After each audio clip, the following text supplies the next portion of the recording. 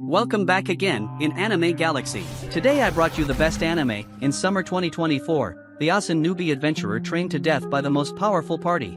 In a messed up wasteland, Rick gets launched across the damn floor in a fight, and he's seriously freaked out that he might bite the dust. Just then, his mentors come out of the smoke, and instead of giving him some damn first aid, they start praising him for getting so much better in the past 2 years of training. So he should have no problem with the E-Rank Adventurer exams now. And the praise feels good. But homeboy still needs some damn medical attention. Normally, all the adventurers in this messed up world are young because it takes a toll on your body. But there are still some damn adults who never give up on their dreams. That's why Rick's still trying to take the entrance exam. He walks up to the desk and asks for his exam ticket. But while the receptionist is checking his info, she recognizes Rick and gets all hyped up, saying they used to know each other. At first Rick doesn't remember her, but then it clicks that he saw her last 2 years ago. They used to be co-workers, and she was totally shocked when Rick up and quit his job out of nowhere. And she was even more shocked when she heard he quit to become an adventurer. Rick feels a bit embarrassed because folks in their 30s like him ain't exactly the usual applicants for adventurers. Normally, you start at a low rank as a teen and work your way up in a year or two. The receptionist asks what Rick's been up to all this time since she ain't heard from him. So Rick explains that he was stuck up in the mountains the whole damn time, training with his mentors. Just then, the usual drunkard from the guild stumbles up to the desk, trying to flirt with the receptionist. But when she tries to turn him down because she's obviously working, the guy won't take no for an answer, so he starts getting a little rough with her. That's when Rick decides to step in. He pulls the guy aside and gives him a light tap in the gut, knocking him out cold. The receptionist apologizes for the trouble the drunk guy caused, but Rick says it's all good because he used to work as a receptionist too. And he don't get why the guild thinks it's smart to serve booze in there. After Rick gets his exam number, he heads outside and gets greeted by a maid named Rionette. She asks if he's done registering, and Rick confirms, thanking her for waiting on him. And while he says that, he's totally checking out Rionette's massive rack. She calls him out on it, so Rick tries to change the subject and talk about how pumped he is for the exam. Back inside the guild, the other adventurers are straight up flipping out at the handprint left on the drunk dude's armor. And that armor was made of some heavy-ass steel, so whoever did this gotta be seriously ripped. Right then, two dudes walk in and recognize the drunk guy from a mugshot they saw a while back. His name's Domold, and he's a badass A-rank adventurer wanted for 30 counts of assault. The receptionist knows it was Rick who laid the smackdown, but if he really took out an A-rank adventurer, he might be overqualified for this shit. Meanwhile, Rick's getting a physical exam, and they measure his height as 174 centimeters. The docs are surprised he's taking this test at 32 years old. After that, all the test takers are taken to the next room and told to put their hands on a crystal ball to measure their mana. The ball lights up based on how much mana a person's got, so the others touch it, and they get different results, with the highest being a C. But when it's Rick's turn, that damn ball barely lights up at all, so the examiner gives Rick an F on his mana test. The other candidates start clowning on Rick for having such weak-ass mana as he walks away. But as soon as the examiner calls for the next candidate, the ball straight up shatters. The next test is to measure their offensive skills. They gotta wail on a green rod as hard as they can. It's some special slime bag that can take a beating, so they don't gotta worry about breaking it. Rick remembers training on that slime bag once, and his mentor told him he had to be able to wreck a golden slime bag with just his fists. Rick thought that was impossible because a golden slime bag's as hard as a dragon's fang. But his mentor said it was the bare minimum if Rick wanted to be a true adventurer. And since his mentor could crush one with a single punch like it was nothing, Rick got motivated to train until it broke,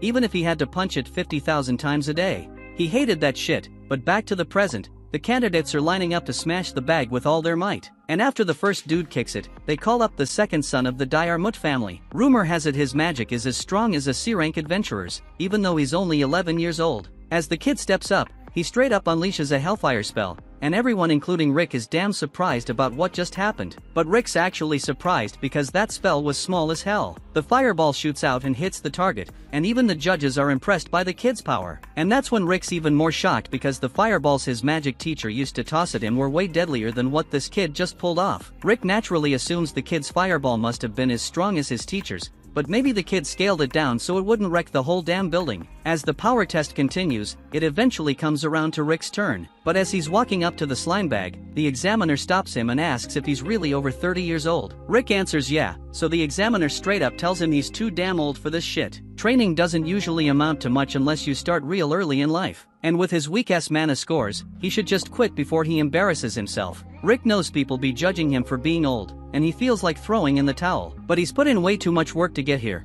punching slime bags till his knuckles were bleeding, and he never stopped swinging. All that pain's gotta count for something. so even if he's at a disadvantage because of his age, he's gonna give it everything he's got. Rick winds up his punch, and when he connects with the bag, it straight up explodes and goes flying through the wall, leaving everyone including Rick dumbfounded because he wasn't expecting the bag to be such a pushover. The kid can't believe what he just saw, and he's pissed off by Rick's success because this was supposed to be his time to shine. But he's willing to lose to Rick for now because his specialty is straight up defensive magic. He's planning on outperforming Rick in the next test, but by the time they start the next test, the kid's left speechless because Rick just tanks a fourth nature spell like it's nothing. The examiner gives Rick props for blocking his attacks, and Rick appreciates it because he's doing his damn best. The instructor thinks Rick ain't giving it his all because he's been using only first order spells to defend himself, so he advises Rick to use higher level defensive magic from now on. But Rick tells him he doesn't know any other spells except first order ones, so he's really doing the best he can. The examiner can't believe Rick's limited to first order spells because his mana control is on point, but Rick assures him there won't be no problems, because from what he's seen so far, his first order spells should be more than enough to handle whatever the examiner throws at him.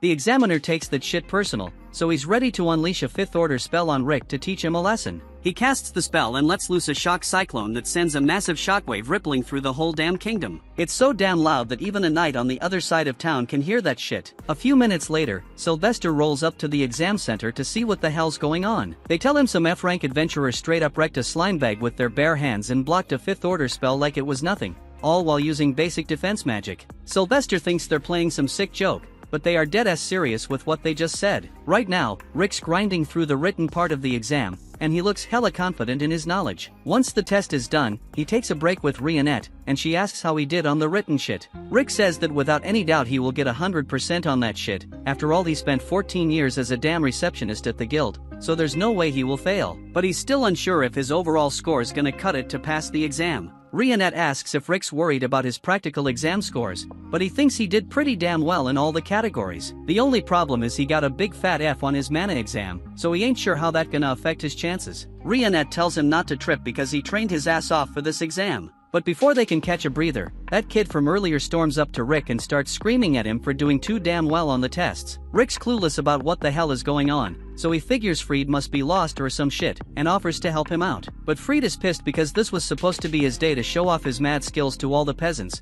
and Rick went and outshined him, so now he's crying like an annoying baby. Rick tries to explain he ain't mean to steal his spotlight, but then Fried's sister shows up, and when she sees her little bro crying, she flips her shit and starts yelling at Rick. Rick asks if she's related to Fried or some shit, and she introduces herself as Angelica, the big sister. But Fried wastes no time telling her that this 40-year-old man ruined his day. Rick's offended and says he's only 30, but Angelica and Fried keep calling him a 40-year-old man. Eventually, Angelica throws her glove at Rick, challenging his ass to a duel. Rick, dumbass that he is, picks up the glove because he doesn't want to get it dirty or some shit. But little does he know picking up that glove is a declaration that he's ready to throw down. So Angelica happily sets up a spot for them to throw hands. She straight up says she gonna get a kick out of punishing Rick for making her bro cry. But if they gonna do this, they gotta stick to the rules. In the Philheme Kingdom, duels let the winner decide the penalty for the loser. So she sets a penalty stating that the loser gotta be the winner's servant for life. Angelica is supposedly some second-class royal knight, but Rick doesn't know how strong this second-class knight is supposed to be, so Rionette gives him the lowdown and explains that a second-class knight would be like B-rank. Rick starts freaking out because he knows B-rank adventurers can take down giant monsters solo, but Rionette ain't sweating it and asks Rick to hold back so he don't accidentally snuff her. Rick can't even picture holding back against someone at B-rank while he's stuck at F-rank. He's still got no clue about his true strength. So Rionette tells him to trust all the training he's been putting in for the past couple of years. All of a sudden, all the messed up training memories come flooding back, and Rick ends up puking his guts out. Rick curses out Rionette for making him relive all that hell, but she reminds him that if he survived all that crap,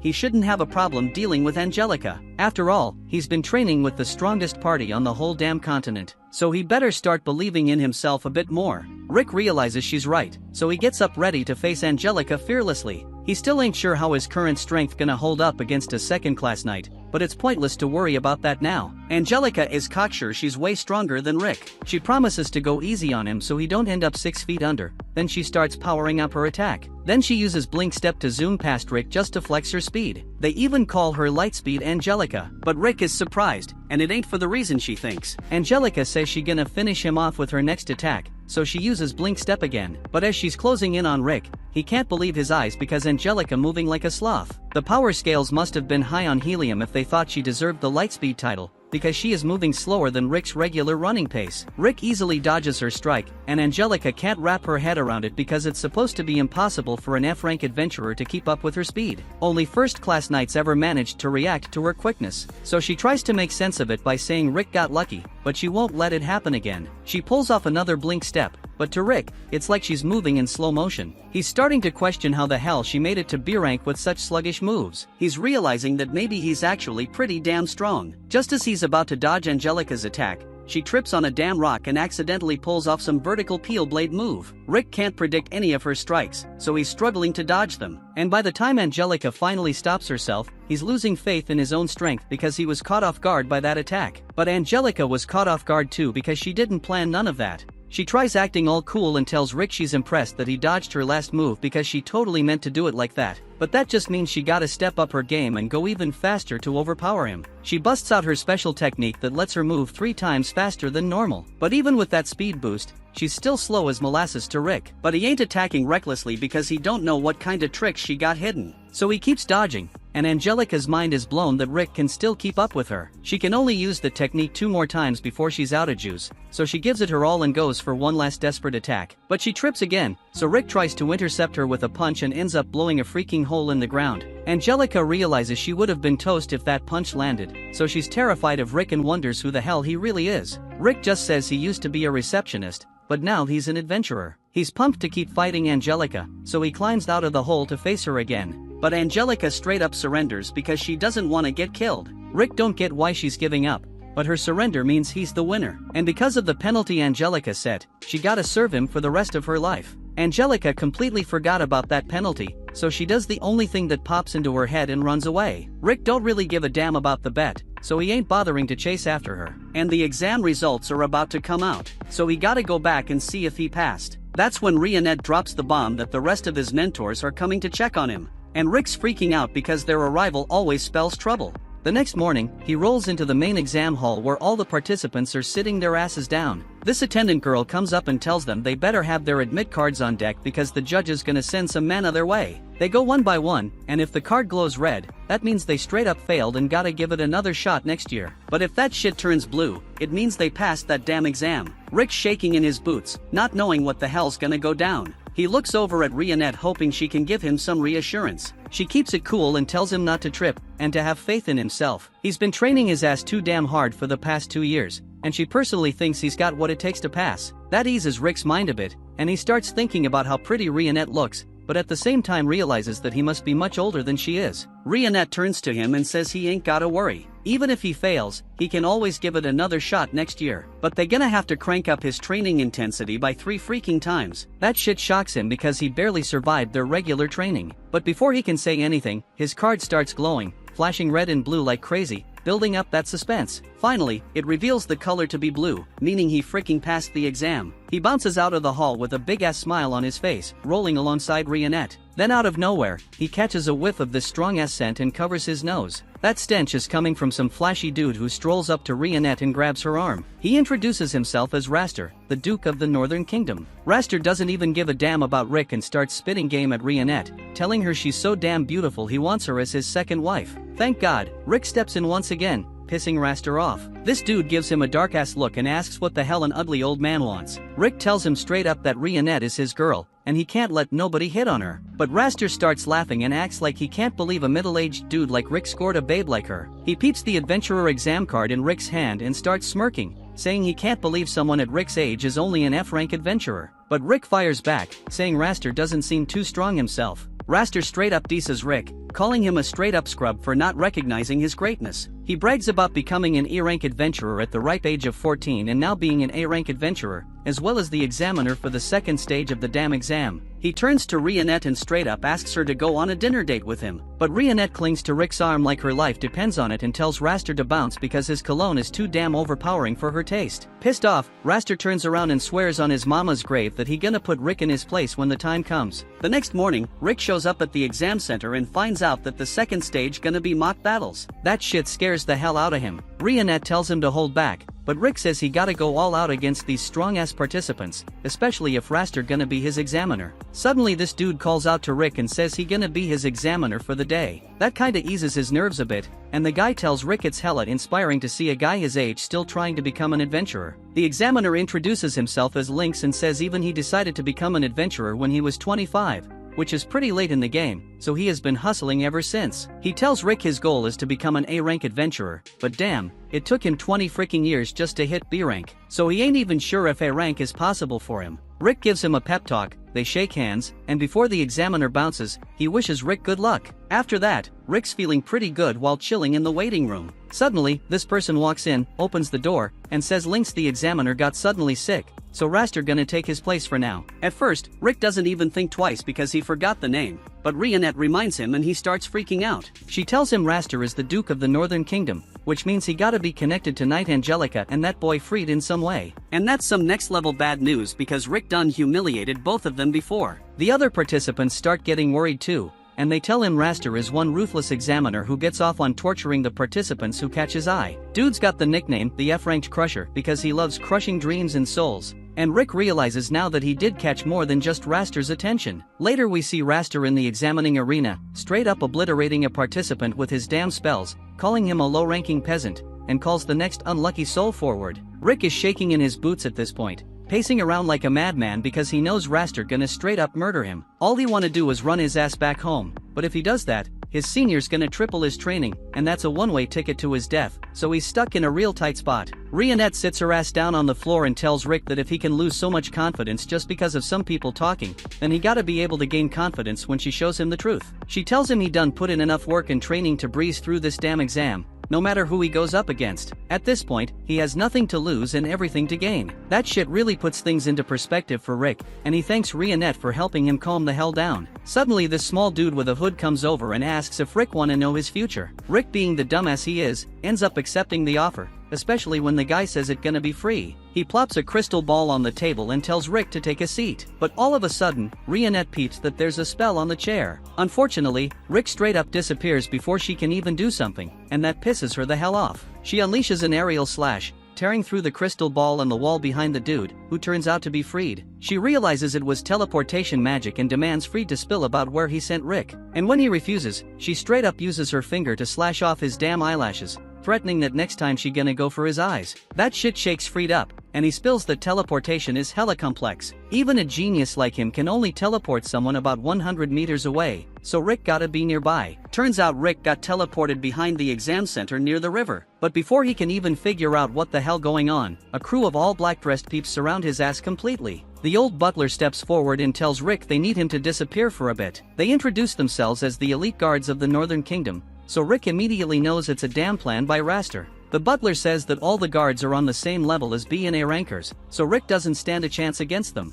But then out of nowhere, his seniors show up on a damn cliff, asking what the hell he doing here. Rick gets scared shitless as they drop down from the cliff, so he straight up tells the butler to bounce because their lives are in danger. But one of the bald idiots goes and attacks the orc, and that beast doesn't even flinch because the blade just snaps when it touches his skin. Now the bald idiot tries to throw a punch, but the orc just grabs his fist and crushes it like a tomato. The other seniors ain't even fazed by this shit, while the bald dude got no damn clue what to do. To his surprise, the orc cast a healing spell and heals his arm, telling him to practice some more. Then the blonde gangster tells Rick not to worry because he gonna handle it like the Texans do, and then he whips out a freaking machine gun from God knows where. The guards start attacking him, but you should never bring a knife to a gunfight because he just uses magical bullets to blast them all down, and Rick watching all this horror going on. Suddenly, one of the guards snatches up this little demon girl named Alice and holds her at knife point, telling the seniors to drop their weapons. Rick's horrified and tells them to let the girl go for their own damn sake, but Alice just thinking these fools playing some game. So the dude ends up smacking her on the head,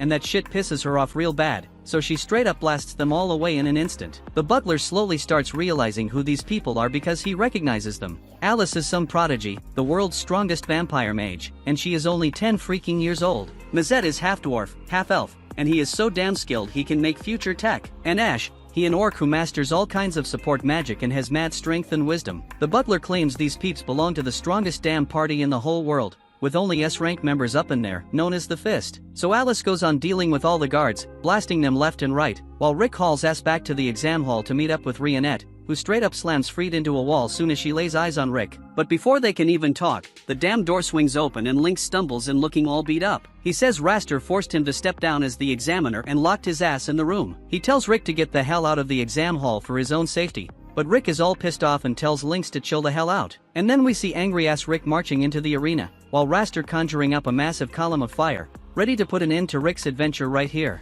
Before Rick can even step foot in the arena, Raster is out there having a blast bullying some poor dude who's straight up shaking in his boots. He throws a fireball at the poor guy, roasting him in a hot minute. Now, there's this adventurer watching from the stands, and he says that this performance is exactly what he expected from an E-rank promotion exam. This dude suddenly breaks it and introduces himself as Adolf, a popular adventurer. He starts telling the crowd about the 4 cores of power: physical strength, body control, magic reserves, and magic control. These cores determine how strong and skilled an adventurer is, and Adolf was born with this dope ability that lets him visualize the 4 cores of power for anyone. He uses his ability on the next contestant and finds out the dude's slightly better in physical strength and body control, but he's still weak. Raster takes him out with just one attack, and Adolf knew this would happen. Then he uses his ability on Raster, and his magic reserves are off the charts, and his magic control is on point too. Adolf exclaims that he is indeed an A-ranked hunter, but then suddenly, his eyes start hurting because looking at powerful folks for too long ain't good for his health. So he shifts his focus to the weakling getting carried away on a stretcher. Suddenly he spots Rick standing in the corner, and at first glance, Adolf thinks this dude looks hella boring. He's low-key entertained by the idea that someone his age is trying to pass this exam,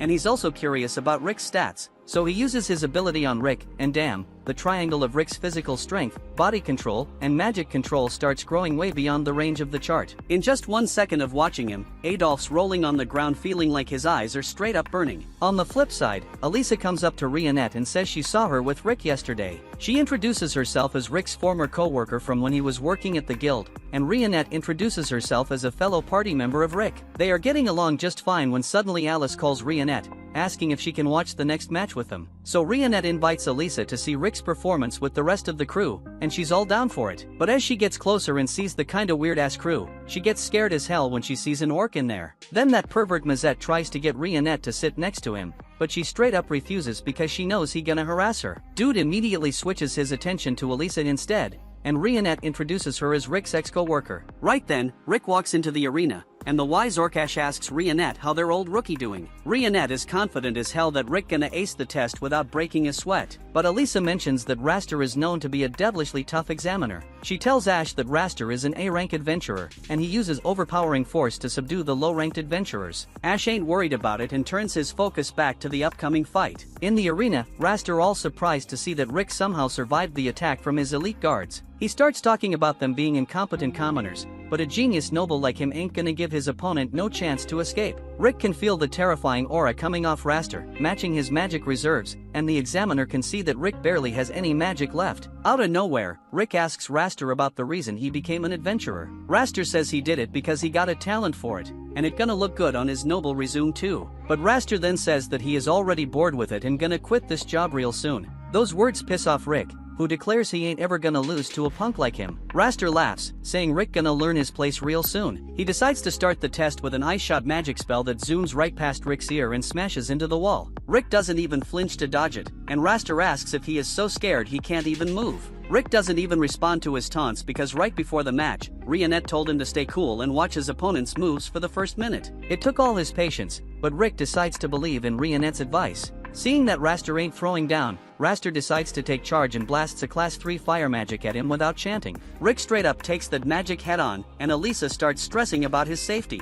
But damn, Rick comes out of the flames unscathed, and Ash tells the receptionist that a puny ass attack like that ain't gonna harm their old rookie at all. Ash asks if she knows about the 4 power cores, and Elisa says that she knows about them. Ash goes on to say that out of the 4 cores, magic reserves gotta be trained from a young age because as you get older, it gets tougher to increase them. Ain't many folks who can boost their mana capacity after hitting 20, but Rick started adventuring at 30. Ash explains that's why Rick's got a measly amount of mana. So when he was training him, the first thing he said was to always rely on his body. Ash gave Rick his first mission, which was to hit up a nearby village, but he had to do it with a 100-kilo ankle weight. Rick was freaking out already, but then Ash told him to quickly follow him because the forest they were training in was full of dangerous monsters. Rick booked it as fast as he could with the weights dragging him down, and that's how his first training sesh ended with Ash. Back to the present, Raster busts out a class 4 wind spell on Rick, but he toughs that shit out too. Ash proudly declares that he built Rick's strength from the ground up. Mazette was in charge of teaching him magic control, and Rionette helped him boost his body control.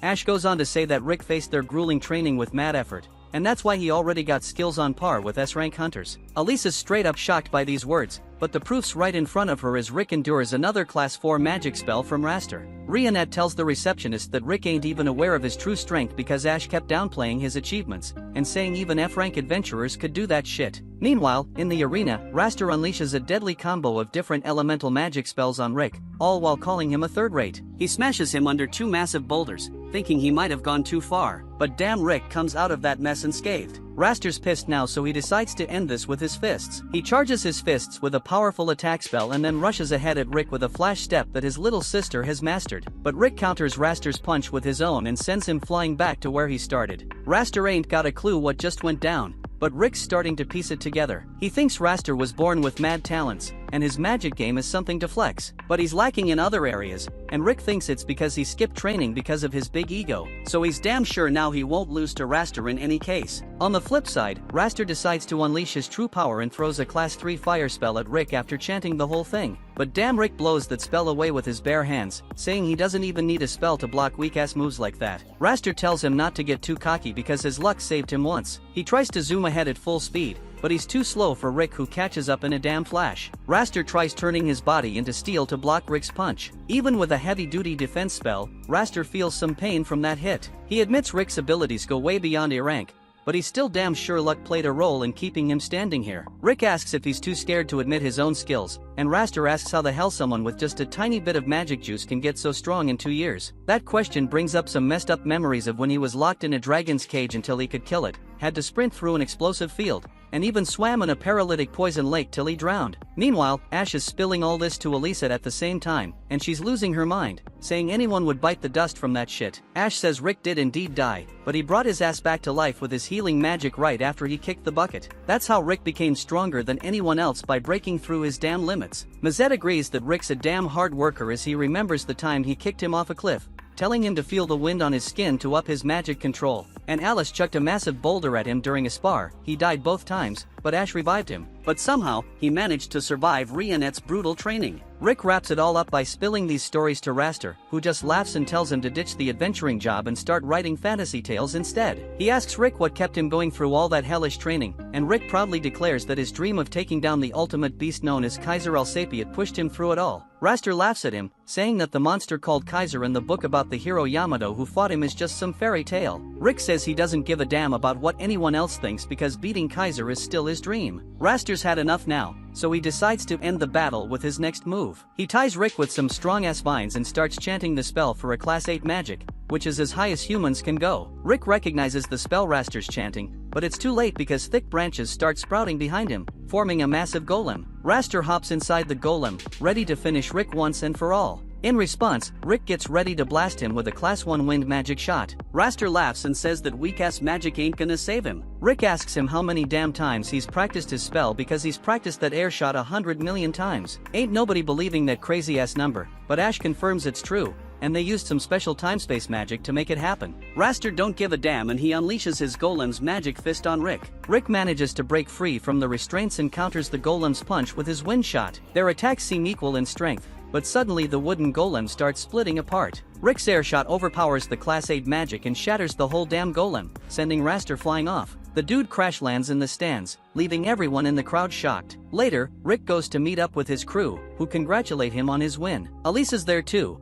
and she tells Rick he was hella cool earlier. Just then, Raster shows up, limping and struggling from the beatdown he took before. Rick calls out to him and says the reason he won against a genius like him is because he practiced way harder. He says even though he can only use one attack, he practiced that shit way longer than anyone else and mastered it fully. Rick advises Raster to start training on one spell at a time, and the frustrated examiner just walks right past him. He tells Rick that on their next promotion exam, they gonna meet again, and that time he gonna definitely beat him. The dude limps away with his 2 siblings following, but Angelica bows to Rick, and that shit confuses him. Later that night, they announce the results for the E-rank promotion exams, and Rick waits patiently for his number to be called with Rionette by his side, while his crew is already off celebrating. Then as the names get called out one by one, Rick seems hella chill. Rionette asks him how he went from being a nervous wreck during the test to suddenly being all calm. He tells her he just remembered something important and starts reminiscing about a story he read back in his childhood. The story was about this adventurer named Yamato, and it mentioned the name of the sickest monster in the whole damn world, Kaiser. They said whoever beats that ultimate monster can get a treasure that grants all their wishes. That story got Rick all pumped up, and he went and told his parents about his dream of becoming an adventurer. But his parents weren't down with that shit, just like everyone's parents. His dad says that this book and its stories are fairy tales, there is no ultimate monster or treasure or shit, and his mom was all worried about him risking his life and didn't want him in danger. So they straight up told Rick to find a real stable job, and that crushed his spirit. But then, one day a doctor tells Rick that he has some unique trait inside him, but they ain't sure when it's gonna kick in. That idea of having this special trait made Rick even more determined to become an adventurer. He figured that when his trait finally activates and he gets his inherent skill, he's gonna prove his parents wrong. So the next day, Rick starts bragging to his school friends about his skill, even though it ain't activated yet, and they start asking him if it's kicked in yet. Rick tells them to chill and have patience because good things take time. But as the days turn into weeks, then months, and his skill is still dormant, he starts losing hope. Years go by, and Rick enters his teenage years, but his skill still ain't showing up. That shit got him stuck in a constant state of depression. His friends try to console him by saying that sometimes even if you got the trait, the skill never activates, but that doesn't help his depression one bit. So they suggest he should still try becoming an adventurer even without the skill because they say adventurers can still make a lot of money. But for Rick, it ain't about the money, bro. It's about something deeper. The time kept passing by, and Rick landed himself a job as a guild receptionist, and let me tell you, his old school parents were ecstatic about it. So he starts his life as a bland office worker, dealing with a mountain of paperwork every damn day and helping out all sorts of adventurers. And in the midst of all that, he keeps trying to unlock his inherent skill, but it's like he's hitting a solid brick wall. He's drifting further and further away from his dream and losing all his passion for life. But then, a glimmer of hope appears when hot Elisa joins the guild as his junior. But while Rick's still flying solo without a girlfriend, all his buddies start popping out kids left and right. Then one day, he finally closes his favorite book, the one that fueled his dream of becoming the A-list adventurer, and he shelves it, never to crack it open again. One day, he helps out the newbie Elisa with her work, dropping some knowledge as her senior. He also tells her to get ready for posting emergency quests because the monster hunting season is around the corner. Just as she bounces, Rick's adventurer homie Zaid shows up, all hyped up and shit. He's flashing his B-rank medal, bragging about finally getting promoted, and Rick, hiding his envy like a boss, gives him props and congrats him. Later that night, Rick gets wasted and starts comparing himself to Zaid, who started his adventure when Rick started his receptionist job. For the past decade, Rick's been stuck in his job, doing the same repetitive shit day in and day out, while other people out there living the life he always wanted. Rick lays his ass down on the cool grass, gazing up at the sky, thinking that even though he ain't get what he wanted, at least he got a stable job and no major gripes about life. But then his mind starts wondering what would have happened if he became an adventurer, but he decides it's pointless to dwell on that. Right at that moment, Rick hears some people screaming about a monster attack, and he jumps to his feet and rushes to help them because he thinks he knows what's going down. So my man Rick heads straight into the danger zone, thinking he's about to face some weak-ass low-rank monster. But he gets the shock of his life when he comes face-to-face with a freaking giant troll, a mid-rank monster. Panic starts creeping up on him, when suddenly this white-haired maid struts by, fresh from her grocery run. Rick jumps in front of her, trying to be all heroic and protect her from the monster,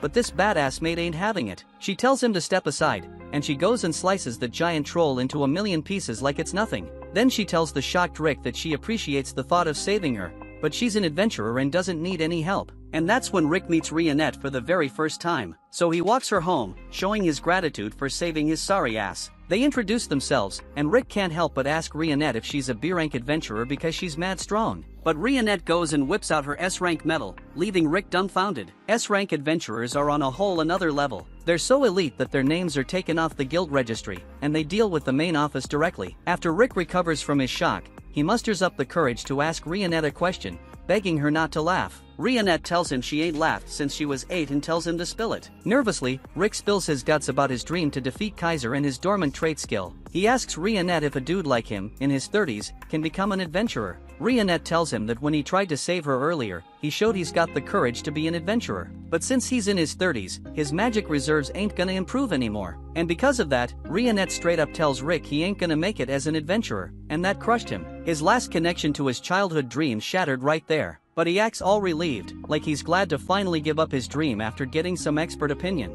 He tries to change the subject by cracking a joke, saying they should grab dinner together sometime. But Rionette surprises him by actually agreeing. She even suggests they go tomorrow. That puts Rick in one hell of a good mood the next day, and at night, he's bouncing with joy as he heads to Rionette's place. But damn it, a bunch of peeps come running from that direction, yelling about a monster attack, and Rick's heart sinks. He rushes to the scene only to find out that Rionette already took care of business. Right at that moment, a bunch more monsters start creeping out of the forest. Rionette tells Rick to find some damn shelter because he ain't gonna be no help out here. Then she pulls out these needle-sized blades from her thigh straps, and with just those tiny things, she starts slicing and dicing those giant monsters like it's a freaking breeze. Rick's jaw drops, and he can't believe what he's seeing, but before he can process it all, Rionette's hit with a surge of mana that brings back all her PTSD from when her whole village got wiped out by a monster. She's screaming and suffering in pain, so Rick rushes over to support her, and out of nowhere, this massive ape monster shows up, ready to pounce on Rick and Rionette, but Zaid swoops in just in time and saves their asses. Zaid asks Rick why the hell he chose this monster-infested spot for his date. Then he tells Rick to step back while he handles things. Two more adventurers show up to back him up, and together, they unleash their powers and freeze those monsters using ice magic. Then Zaid enchants his axe with wind magic and slices through them like butter. While Rick's feeling all jelly watching these adventurers in action, Rionette tells him they got danger coming their way, and they gotta evacuate. She straight up tells him that the B-rank adventurers around here ain't got what it takes to fight the monster that's coming. Rick asked her what the hell she is talking about, and she tells him that a freaking dragon is heading their way. Rick can't believe it, even though she explains that whenever she senses a dragon's mana, her trauma takes over and messes with her control over her own mana. And then a massive dragon appears in the freaking sky, and everyone's shaking in their boots. Zaid lays down the unwritten rule of the Adventurer Guild: if you face a dragon when you are below A rank, you haul ass and run for your life. But his magician buddy gets all scared shitless and does the dumb thing of attacking the dragon. That just pisses off the dragon, and it lets out a roar so loud that the shockwave knocks everyone flat on their asses. Zaid tells them all to book it, but they ain't fast enough because the dragon throws up a barrier to trap them. Zaid swings his axe at the barrier, but it's like hitting a brick wall and nothing happens. The freaking dragon starts getting closer, and Zaid straight up accepts that this is gonna be the end for them. But out of nowhere, Rick starts walking toward the dragon. He says he might have lived his whole life as a damn receptionist, but if he's gotta face this dragon, he's gonna die like a true adventurer. Honestly, the dude's scared as hell, but deep down he feels a tiny flame burning inside him, pushing him forward. In that moment, Rick feels like this is the life he always wanted for himself. He grabs a damn rock and tosses it at the dragon. Now it doesn't do shit to the dragon, but it gets Zaid and the other two adventurers fired up. They start attacking the dragon too, but their hits ain't doing any shit against this beast. The dragon breathes fire at them, and even though Zaid tries using his iron body defense skill, everyone gets knocked the hell out. Rionette's cursing herself for being useless in the fight, when out of the rubble, Rick rises up and walks toward the dragon, talking about his dreams. The dragon straight up crushes him under its paw, but instead of killing Rick, that shit actually unlocks his hidden skill. Rick hears the freaking universe speak to him, telling him he's obtained a skill, and then he rises up like nothing, lifting the dragon's heavy-ass paw with just one hand. Rionette sees the mana overflowing from Rick's body, and she's just as confused as the rest of them. But Rick's feeling all confident. He challenges the dragon, saying it's gonna be the damn practice dummy for his newly awakened skill. The dragon breathes fire at him, but Rick easily blocks it with a barrier. Then the dragon ramps up its flames, but that shit doesn't even scratch Rick's barrier. And then he straight up punches his mana at the dragon with so much power that he leaves a freaking hole where its head used to be. The dragon crashes to the ground, and everyone's in shock watching Rick stand there like a freaking hero. But damn right, after all that, Rick passes out from all the stress. When he finally wakes up after a whole damn week, he's in a world of hurt. Luckily, Rionette's right there by his side, filling him in on what went down. She tells him he was knocked out cold for a whole week, and she stuck around the whole time waiting for him because she wanted to recruit him for her crew called the Fist. She lays it all out for him, saying this ultimate monster named Kaiser is real, and their party's one goal is to defeat that beast one day. Because Rick's got that never give up attitude and ain't afraid to step up to danger, Rionette believes he's got what it takes to get stronger and fight alongside them. She tells him he can still become a full-on adventurer, and Rick's blown away by her words because nobody's ever said that shit to him before. The tears start flowing as he realizes he can finally chase after his dream. And just as his flashback ends, they call out his name on the loudspeaker, announcing that he passed the exam. As they head back, Rionette throws some props his way, but Rick can't take his eyes off that E-rank adventurer medal in his hand because now he's achieved the first part of his childhood dream. He's officially become an adventurer. The scene then shifts to Link's trekking deep into the mountains. He's kinda shocked, thinking Rick actually lives around here. Flashback to after the exam, Rick told Lynx about his place, and Lynx says that they should have the drink that they promised to celebrate this. Rick happily agreed but wondered where they should have it. Lynx suggested going to Rick's place because he is curious about his team, but Rick made this awful face and told Lynx to bring his best game gear if he wanted to visit. Back in the present, Lynx is scratching his head, wondering why Rick threw him off like this, and the map Rick gave him leads straight to the Demon Lord's castle. Lynx starts doubting if Rick messed up the directions and heads to the castle, feeling a bit iffy. He rings the doorbell, and Rick opens up, apologizing for dragging him all this way. As they walk, Lynx is surprised that there are no monsters lurking around, and Rick explains that the monsters stay clear of this place, so Lynx is puzzled about why he needs this gear then. Rick says it's to ensure he makes it back home safe, which makes Lynx a bit uneasy. They step into the castle, and Reinette greets them. Alice shows up next, all lively and cheerful. Lynx hopes her daughter can grow up with that same energy, but Alice then casually throws out some level 6 magic, and Rick jumps in to shield Lynx from it. Rick scolds Alice for using magic indoors and she blames him for not hanging out with her. Lynx is taken aback by the scene, and Reinette tells Alice she'll be deducting the cost of the damage from her meal, and Alice quickly apologizes and pleads not to cut down her food. Rick tells Lynx he'll be sticking with Alice for a bit so she doesn't pull another stunt. Reinette then leads Lynx to the guest room. Lynx thinks the castle is huge and notices Mazette hanging around outside. He heads over and wonders what Mazette's holding in his hand. Mazette spots him and recognizes him as Rick's buddy. He mentions that this RPG thing is his hobby, and making stuff like this is his jam. Then we see Lynx tries to fire the RPG, following Mazette's instructions. Mazette tells him to focus his mana in it and pull the trigger. When Lynx pulls the trigger, the recoil sends him flying backward. He's stunned by the destruction the weapon causes. Mazette thinks it's a solid model but needs less recoil. Lynx comments that if this thing gets mass-produced, it could change the whole game of war. Next, we see Lynx wandering through the castle's hallways, thinking everyone here is pretty strange. Then he spots Ash buried in books in his study. Ash notices Lynx peeking and invites him in, and Lynx is blown away by the sheer number of books. Ash says this is his room and being surrounded by books helps him chill out. Lynx thinks of Ash as a real brainiac and wonders if he's part of Rick's crew. He then asks if Ash has read all the books, and Ash says he's read most but hasn't caught up with the latest ones because he's been busy training Rick. Lynx is surprised Ash is handling Rick's training. Ash asks if Lynx is interested, and Lynx says he is, asking Ash to train him too. Ash likes the sparkle in Lynx's eyes, it reminds him of Rick, so agrees to take him on. Later, Rick finds out Ash took Lynx to the woods and starts worrying about his soon-to-be dead friend. We then see Lynx falling off a cliff with weights tied to his legs, thinking he's done for, but he lands on a monster, saving himself. He notices Reinette is carrying the dead monster and realizes it's supposed to be their dinner. He thanks her for saving his life, then she sees the weights and figures out Ash is behind this. Lynx explains Ash told him to run down the cliff like it's a slope and then pushed him. He says he would have died if not for Reinette, and Reinette agrees, mentioning Ash is responsible for most of Rick's deaths. Lynx pretends he didn't hear that,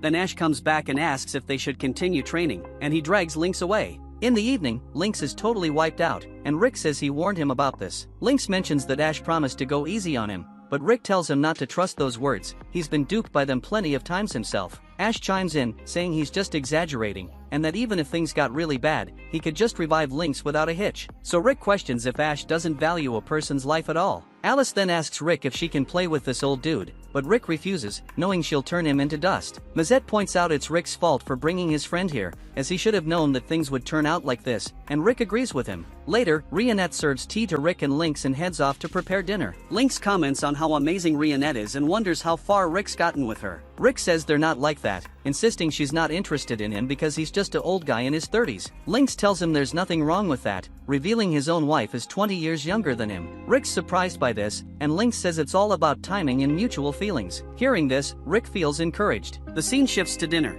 and Lynx praise Reinette's cooking, and Ash and the others ask for seconds. Reinette goes to get more food, and Lynx suggests Rick should help her out. He says showing consideration for her might close the gap between them, so Rick heads after her. Lynx then asks the others about Rick's inherent skill and wants to see it. He finds out Rick's skill only activates in specific situations and can't be used at will, but Lynx is still jealous that Rick has any skill at all, and Ash tells him that even without his skill, Rick is still an S-ranker. But if he activates his Reckless Soul skill, he can surpass even them. After dinner, Ash asks Lynx if he knows about the 6 grand orbs. Lynx vaguely remembers reading about them in the Legend of Yamato and thinks they sound like fairy tale stuff, but realizes they must be real if Ash is talking about them. Rick then fills him in that their mission is to take down Kaiser Alsapiat, and the 6 grand orbs are the key to unlocking the dungeon called Source Spiral, where Kaiser Alsapiad is resting. Mazet adds that the 6 grand orbs activate every 200 years, and we're in that cycle right now. They should be giving off strong mana, and Rick wonders if Lynx has heard anything about this. Lynx doesn't recall hearing anything like that but says he'll check with the secret intelligence on non-public quests. Ash thanks him for that, and then Rick asks if Lynx has any advice for him on how to deal with Rionette, since he couldn't help her in the kitchen since she's perfect at everything. The scene shifts to an F-ranked adventurer named Reese Lucas cleaning the guild. She's not thrilled with her job because she signed up to fight monsters, not clean. She sees Ash, Alice, and Rick trying to take a quest, but the guildmaster tells them they can't take it. Ash is confused about why they can't take a difficulty 82 quest. Then Reese wonders why the guildmaster is bowing to them. And Rick then spots that the quest is for a party of 4 and suggests they could take it if they get a temporary member. So Ash asks the guildmaster for help finding a temporary member, and the guildmaster pushes Reese into the role, saying it's a great chance for her to take on a dangerous mission since she always asking for one. But he doesn't even wait for her response and practically drags her along. Reese wonders if she's supposed to go with the talking orc, and the guildmaster tells her to show respect since they're superior adventurers. Reese thinks the orc must be the special one, and the other 2 are just an old man and a kid, so she puts on a high and mighty attitude, saying she'll help them. Later, they head over to the quest location. On the way, Reese asks if they're on a treasure hunt or something, and Rick explains they're after some magic crystals. Apparently, someone they know tipped them off that one of these crystals is somewhere around here. Reese is curious if the crystal's gonna be worth a lot. Rick says yeah, but warns it's risky since these crystals can attract monsters. Reese just laughs it off, saying she's got no worries. She claims she can handle any monster, and even though she's an F-ranker now, she'll hit A rank in no time. She asks Rick what rank he is, and he says he just got bumped to E rank recently. Reese thinks to herself that he's just a late bloomer and hopes she doesn't end up like him. Then they spot the glow from the grand orb. Back at the castle, Rionette is cleaning windows, hoping Rick and the crew are doing okay. Mazet is also at the castle, working on some gadget he made, and he then stealthily sends a pipe under Rionette's skirt. He uses the pipe to blow air up her skirt, trying to sneak a peek at her panties. Just as he's about to get a view, Rionette catches him in the act. She asks what the gadget is for, and Mazet says it's just a device to make wind without using mana. Rionette thinks it's interesting but then slices it into pieces, putting an end to Mazet's sneaky attempt. The scene shifts back to Rick and the team running into a wyvern on their path. Ash figures the crystal might be in the wyvern's nest. Reese freaks out, hiding because one wyvern is already bad news, and the nest nearby could mean it might summon more of them. Ash coolly walks up to the wyvern, and Reese wonders if he's got a plan. Dwayne Johnson takes out the wyvern with one punch and says that was his plan. Reese is stunned and warns him the wyvern's gonna call for backup. Ash explains that's why he left it alive, which blows Reese's mind. Ash starts getting annoyed with Reese and asks Rick to take her away. Rick guides her out of the forest, and Reese asks why they didn't mention they'd be dealing with wyverns. Rick reminds her that she bragged about being strong, but Reese says that's her goal for the future. Just then, a wyvern corpse comes flying at them, leaving Reese totally shocked. Inside the forest, Ash and Alice are wrecking wyverns like they're just training dummies. Reese is in total shock, seeing how these wyverns are getting tossed around. Then a red wyvern shows up, but Rick saves Reese, and Reese explains that red wyverns are supposed to be as tough as dragons. Rick swoops in to save Reese from the red wyvern. Reese is freaking out, warning him that an E-ranker like him doesn't stand a chance against a dragon. Rick just tells her to get out of there, but seeing his determination, she decides to stick around and fight. She says she doesn't want to ditch her friends like Yamato would never do, and Rick's got to respect that. Rick nods and tells her to back him up while he fights. But before she can even get into position, Rick nails the wyvern with a single punch, taking it down in one hit. He realizes just how powerful he really is, while Reese is left wondering why he even bothered asking for support. The next day, we catch Reese back at the guild, cleaning up. The guild master comes over, thanking her for handling the quest. He notices she's got something on her mind and asks her about it. She spills that a lot went down yesterday, and the guild master smirks, saying that's par for the course when those guys are involved. Reese remembers that after they dealt with the wyverns, Rick and the others left with one of the wyverns to cook up for dinner. So she's surprised they eat wyverns, and the guild master explains that Rick's team is the strongest on the continent, S-rank monsters themselves. He hopes she's learned her lesson and will start taking on quests that match her level. Reese though is determined to become an S-ranker herself, so she declares she'll start with the E-rank exam and heads off to train. Meanwhile, Rick and the squad have found one of the grand orbs, named Crimson Blossom. Mazet is feeling a massive surge of mana from it. Then Ash suggests they should be able to locate the other orbs by sinking this one with mana. So Mazet uses his earth mapping spell on the crystal to track down the locations of the other orbs. The map reveals their next destination, Heractopia, and Ash explains that Heractopia is renowned for its coliseum and its passion for combat sports. We then see Angelica in action, taking down her opponent in the Colosseum of Heractopia. Then we know that 400 years ago, when the land was still a barren desert, the fourth king Alexander Heractopia built a Colosseum in the town of Knuckle Percy. Tournaments were held there, and King Alexander himself participated there, and he was known for fighting with nothing but his own fists. He became a legend, racking up an unbeatable winning streak of 10,000 victories. People flocked from all over the continent to witness his prowess, and soon, the country grew large and vibrant, eventually becoming the nation of Heractopia. Fast forward to the present, we find Rick, Ash, and Reinette exploring Heractopia. They come across a statue of Alexander, famously dubbed the Fist King. Ash is impressed and wishes he could have faced the legendary king, but Rick quickly points out that such a match would likely end with Ash accidentally destroying the entire country. Reinette chimes in, explaining that Alexander didn't just build the country, he also popularized fist fighting. In fact, martial artists are so respected in Heractopia that many people have taken up the profession, proudly calling themselves fighters. Ash marvels at how awesome the country is but reminds everyone to stay focused on their mission. They try asking a passerby about the grand orbs, but the person takes one look at Ash, freaks out, and bolts. Clearly, this approach isn't working, so Rick suggests they head to the town hall to gather information, and Ash agrees. But just as they're about to go, they spot a bald guy trying to act all tough while hitting on a girl who's clearly not interested and just wants to be left alone. Ash steps in and asks the bald guy about the orbs, but the guy, feeling threatened, assumes Ash is picking a fight. He talks tough, saying he's not scared of an orc and suggests they settle it in the back alley, and happily Ash agrees. A loud thud is heard shortly after, and Ash drags the now beaten bald guy back out. Afterward, Ash with a casual but commanding tone, tells the baldy he wants to ask him something. The baldy, thoroughly humbled, introduces himself as Gold, and the girl who had been the focus of the earlier confrontation, introduces herself as Milsha. Rick shows them the grand orb they've collected, and Ash asks if they've ever seen another crystal like it. Both Gold and Milsha take a closer look, thinking it seems familiar. Milsha mentions she's seen it multiple times but can't quite remember where. Ash, with a hint of urgency,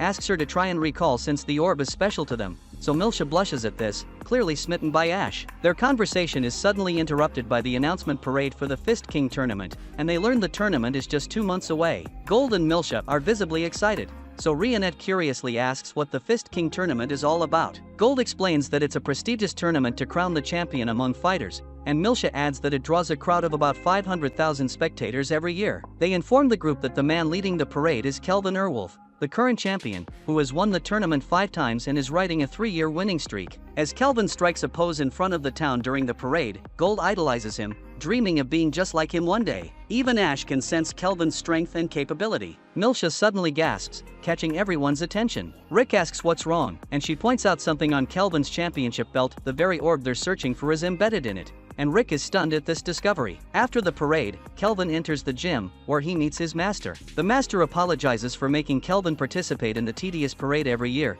but Kelvin brushes it off, saying it's part of a fighter's duty to ensure everyone enjoys the tournament. His master then inquires about his condition, and Kelvin says that he is fine, but his master senses that he is not in his usual shape. So Kelvin mentions he'd feel a lot better if there were a strong opponent waiting for him this time. Just then, Rick and his friends walk into the gym, and Kelvin is caught off guard when he sees them. They wonder if they can talk to Kelvin, but the master, thinking they're just some overzealous fans, tries to kick them out. Rick, trying to smooth things over, explains that they're not fans, they're adventurers on the hunt for a specific jewel. But Ash, tired of Rick's tiptoeing, straight up tells Kelvin to hand over his belt. The master, now suspicious, thinks they're here to steal it. Rick scrambles to explain, but Ash cuts him off, bluntly stating that it's the jewel on the belt they're after. He explains it belonged to a member of their crew, and they've been tracking it down for years. Ash even offers to swap it out for something even more valuable, but the master isn't having it, calling their offer nonsense and telling everyone to kick them out. Kelvin, staying calm, tells everyone to chill. He says that his knows it's special,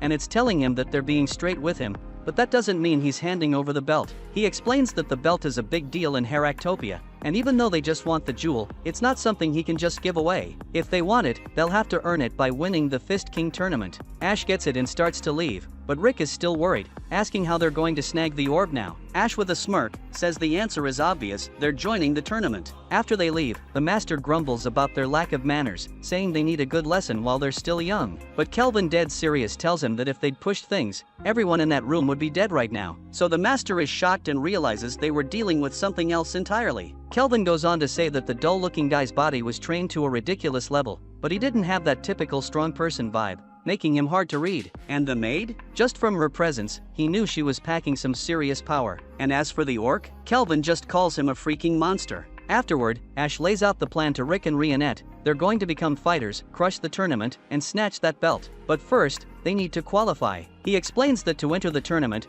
they have to pass the qualifiers held in the east and west parts of the country. Then, they'll have to win a league made up of the people who also pass the qualifiers. Only then can they enter the main event. Ash decides he'll take on the east qualifiers, leaving Rick to handle the west. Rick agrees but can't help but wonder if Ash will be okay on his own. Ash reassures him, saying he's already arranged for a guide. Right on cue, Gold shows up with a flashy carriage, ready to escort Ash. With that, the two bald buddies roll out together. The scene then shifts to Rick on his way to take the fighter test. Rionette fills him in, saying that people from all over the continent come to compete in this tournament, and Rick can't help but think it's going to be interesting. Rick enters the testing arena, and the examiner explains that the test will be a mock battle against a newcomer fighter. Rick asks if his opponent is strong, and the examiner tells him that she seems to be, having won every qualifying match so far. But there's no need to stress, wins and losses don't count here. They're just there to judge his ability. Just then, Rick's opponent steps into the arena, bragging that she's earned the nickname Lightspeed in this town. Rick immediately recognizes her voice and realizes it's Angelica. She's horrified to see that Rick is her opponent. Meanwhile, an old man in the stands is cheering for Angelica, like he's one of her fans. A guy named Nicholas joins him, surprised to see his friend watching the mock battles. The old perv admits he couldn't pass up the chance to see Angelica in action, going on about how beautiful she is, despite her flat chest. He's convinced that her opponent doesn't stand a chance, but Nicholas wisely warns him not to underestimate the novices. There's always the chance for a dark horse to surprise everyone. Angelica, still in shock, asks Rick what he's doing here, and he fires the question right back at her. He wonders if her brothers are also around but is relieved to find out they're not. But Angelica, on the other hand, is mortified that she has to face the old man who took down her brother Raster, a top-ranked A-class fighter. She's determined not to lose, even if the outcome doesn't technically count. The mock battle begins, and Angelica can't shake the thought that Rick doesn't look tough from any angle. She decides not to be careless like last time and goes all out from the start, attempting to use her blink step, but out of nowhere, she trips and falls. Confused, she tries again, only to fall once more. That's when it hits her, this isn't just clumsiness. Rick calmly explains that this is a new move he mastered a few months after the E-Rank exam. He calls it one of his 8 holding back moves, the starting foot sweep. He adds that it's designed to make his opponent lose the will to fight by sweeping their feet endlessly, and the best part? It barely hurts at all. Angelica can't believe he's treating her like a child and is shocked that even a second-class knight like her couldn't see his foot sweeps coming. She tries to keep her distance and fight back, but it's no use. Rick sweeps her feet again and again. Angelica, refusing to give up, keeps getting back up, only to be swept off her feet every single time. Rick is impressed by her determination and decides it's time to get serious. But just as he says that, Angelica gets terrified and quickly surrenders. Rick wins the match and officially passes the test to become a fighter. As he's leaving, Angelica catches up to him with tears in her eyes. She demands to know why he's here, and before he can answer, she starts crying, wondering aloud how many times he's going to humiliate her. Rick, panicking at the scene she's causing, tries to calm her down and, in a desperate attempt to stop the misunderstanding, offers to treat her to dinner. The scene shifts to a cozy tavern where Milsha serves up some food, casually mentioning she'll give them a little extra since her parents own the place. Rick thanks her for helping them find an inn, and Milsha is curious and asks about Ash, and when she hears he's off competing in the East League, she looks a bit bummed out. Angelica is still puzzled and asks Rick again why he decided to become a fighter. He casually drops that he's aiming to win the Fist King tournament, which leaves her completely shocked. She can't believe he's talking about something so serious, like it's no big deal. As Rick and Rionette dig into their meals,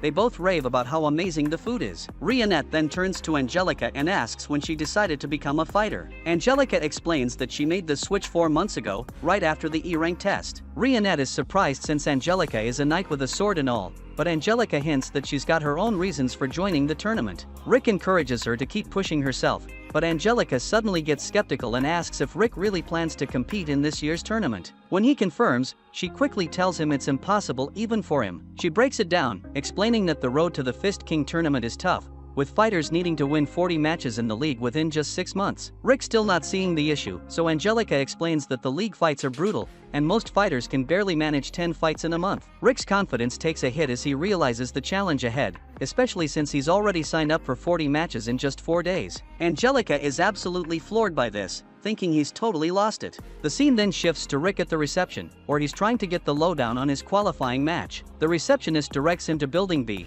and when Rick asks about his opponent, the receptionist lets him know his opponent is a guy named Grit Albert, and there is some chatter about Grit using illegal weapons, but they couldn't find anything during the body check, so it's just rumors at this point. Cut to the arena, and Rick is facing off against Grit. He scans his opponent but doesn't spot any weapons. Grit, on the other hand, gets a little too eager at the thought of taking down a newbie, because he sizes up Rick and assumes he's just a rookie who decided to jump into the fighter game late in life. So maybe there's some personal reason driving him. Then Grit pulls out his dirty little secret, an impact stone hidden in the sole of his shoe. He proudly explains that this baby can multiply his punching power by a dozen times. So as the match kicks off, Grit tosses his jacket at Rick to blind him and then goes in for a full-force punch, using the impact stone. He's feeling pretty confident until he realizes his hand is the one that's broken. Rick quickly figures out what happened. He tells Grit that using an impact stone without properly training your body is a quick way to break your own bones. Grit is confused, insisting that he shattered a boulder with the stone earlier, but Rick just shrugs it off and says it's his turn now. Grit starts to panic as Rick steps up his game. Rick decides to use his second holdback technique, a swing and miss punch. He explains that this move can knock someone out cold just by creating a shockwave that shakes their brain, without causing any real harm. Sure enough, Grit is knocked out, leaving the crowd and a certain onlooker named Nicholas stunned. Nicholas can't believe what he's seeing and realizes someone incredible has just entered the scene. Then the referee declares Rick the winner. Meanwhile, over in the shady pleasure district, a man approaches a bizarre creature named Geeth, who looks like did have a very wild night, and tells him that it's time for him to get to work. The next match is between Angelica and a karate boy. The match begins with the karate kid leaping up, aiming to land an axe kick on Angelica, but Angelica is way too fast for him. She uses her blink step to effortlessly dodge the attack, then delivers a swift back kick that sends her opponent crashing into a wall, sealing her victory in seconds. Outside the arena, Rick congratulates her on her win, noting that she's now defeated all 40 opponents, qualifying her for the main tournament. Angelica, still catching her breath, asks if Rick seriously plans on fighting 40 opponents in just 4 days, because that's practically impossible. Rick, with his usual laid-back attitude, asks what's so impossible about it. Angelica realizes, with a sigh, that he hasn't done any research about this country. She explains that you can only have one match in an arena per day, meaning to fight 10 matches, he'd have to travel to 10 different arenas, each hundreds of kilometers apart. Rick, still unfazed, mentions that his next arena is only 30 kilometers away, but the kicker? His next match is in just 10 minutes. Angelica is utterly floored, telling him there's no way he can reach it in time, not even with a carriage. Rick gives her a look that could melt steel with its intensity and yells, "Why the hell would I use a carriage when I'm in a rush?" Without another word, he takes off at an incredible speed, leaving even Angelica, known for her lightning-fast reflexes, completely stunned. Rionette, standing by, casually asks if Angelica wants to watch the matches. Angelica, still a bit dazed, nods, mumbling that it seems impossible. But before she can even process what's happening, Rionette grabs her and starts leaping across rooftops, racing toward the next arena. By the time Angelica arrives, the match is already over. Rick has easily defeated his opponent while Angelica, still trembling from the wild ride, collapses onto the floor. But Rick doesn't have time for chit-chat, he's off to the next arena in a flash, with Rionette scooping up Angelica once again. Rick's next opponent barely stands a chance as he's taken down by a simple shockwave. Then it's on to the following arena, where Rick literally runs circles around his opponent until the poor guy knocks himself out. 4 days fly by, and Angelica is left utterly shocked. Rick actually pulled it off, 40 matches in just 4 days. She's just relieved he's not in the same block as her, because facing him would mean instant defeat. But Rionette, ever the realist, points out that Rick isn't even the strongest fighter in the tournament. There's also the Orc, an S-ranked adventurer who trained Rick to reach this insane level. Angelica, coming to terms with the fact that she's up against literal monsters, asks where Rick has gone today. Rionette casually mentions that Rick's off on a quick 600-kilometer jog to a nearby city. Angelica, now so used to Rick's absurd feats, barely bats an eye as she sips her tea. Later that evening, Rick finally returns from his jog, only to be stopped by a slithery lizard man named Snape. Snape introduces himself as the chairman of the West League Committee and congratulates Rick on setting a new record for defeating so many opponents in just 4 days. As they shake hands, Rick immediately senses that Snape is no ordinary man, he's a warrior. Snape admits he used to fight years ago and even won a small tournament when he was 23, but retired soon after. Now, he's a merchant and an old friend of Angelica's family. With a sly grin, he tells Rick to take care of himself and to pass along his regards to Angelica before slipping into his carriage and riding off. Rick walks into Milsha's restaurant, looking a bit puzzled. Sensing something's off, Milsha immediately asks if everything is alright. She warns Rick to be extra cautious around Snape, despite his gentlemanly appearance. she's heard rumors that Snape has ties to the underworld and some shady connections with gangsters. This leaves Rick wondering why on earth Snape would come here just to meet him. As he's deep in thought, Rick overhears some guys chatting excitedly about a new dark elf bunny girl who's apparently stealing everyone's hearts. Rick quickly puts two and two together and realizes it must be his dear Rionette. He rushes to the stadium, and sure enough, there she is, Rionette, along with Angelica, both dressed in bunny girl costumes, encouraging kids to gamble like it's a Jake Paul stunt. One of the rowdy customers starts getting loud and obnoxious, taking a jab at Angelica, but she's in no mood for games. She promptly beats the crap out of him, literally stepping on his head and daring anyone else to give it a try. Just then Rick arrives, shocked to see Angelica dressed like that and promoting betting and gambling. But his jaw practically hits the floor when he catches sight of Rionette, looking absolutely stunning in her outfit, like the hottest carrot shake ever. Meanwhile, back at the gym, discount Nick Fury is reading a newspaper about an orc who won 40 matches in just 2 days, using no more than a single punch each time. He's baffled, wondering what kind of beast they're dealing with. Kelvin then updates him on Rick, who also won 40 bouts in 4 days, an incredible feat in its own right. This news fires up Kelvin, which triggers a memory for Nick Fury. He recalls the day he found Kelvin in a rough town where he ruled the streets with gang wars. Kelvin was beating the living daylights out of an entire gang, and that's when Nick offered him a shot at a better life, bringing him back to this country to fight in the Heractopia arena and earn an honest living instead. The next morning, Rionette, Angelica, and Rick sit down for breakfast when Rick casually mentions that Snape guy who claimed to know her. Angelica's face tightens at the mention of that name, and she quickly denies knowing anyone by that name, clearly stressed. Later that day, the first main match kicks off with Angelica squaring off against a tough, muscular girl. Rionette notices that Angelica looks unusually tense, which is out of character for her. As the match begins, Angelica charges at her opponent, who manages to block the first kick and counter. But Angelica, being the speed demon she is, quickly recovers and lands another powerful kick that sends her opponent crashing into the wall, securing her victory. Next up, Rick faces off against some random fool who thinks wind magic will be his ticket to victory. Rick easily dodges the attacks, slips past him, and delivers a karate chop that barely touches the guy, but it's enough to knock him out cold, dropping him right into Rick's arms like a sack of potatoes. The next few matches fly by as both Angelica and Rick slice through their opponents like butter. By evening, Angelica is utterly drained from all the fights. Rick tries to warn her about her final opponent of the day, but she cuts him off, determined to finish what she started. Her final opponent? A massive, grotesque hulk of a man whose face could scare a ghost. But Angelica, ever the fighter, doesn't flinch. She immediately goes all out, using her blink step to close the distance and leaping into the air to create a water wall around him. The wall quickly engulfs the fatty, and Angelica unleashes an electric blast, trying to fry him on the spot. But to her frustration, the guy's skin is ridiculously thick, and he somehow survives the onslaught. Angelica, not one to give up, charges in for another attack. But the fatty, surprisingly nimble for his size, dodges her strikes and lands a colossal punch that sends Angelica flying into the wall, ending the fight with a brutal knockout.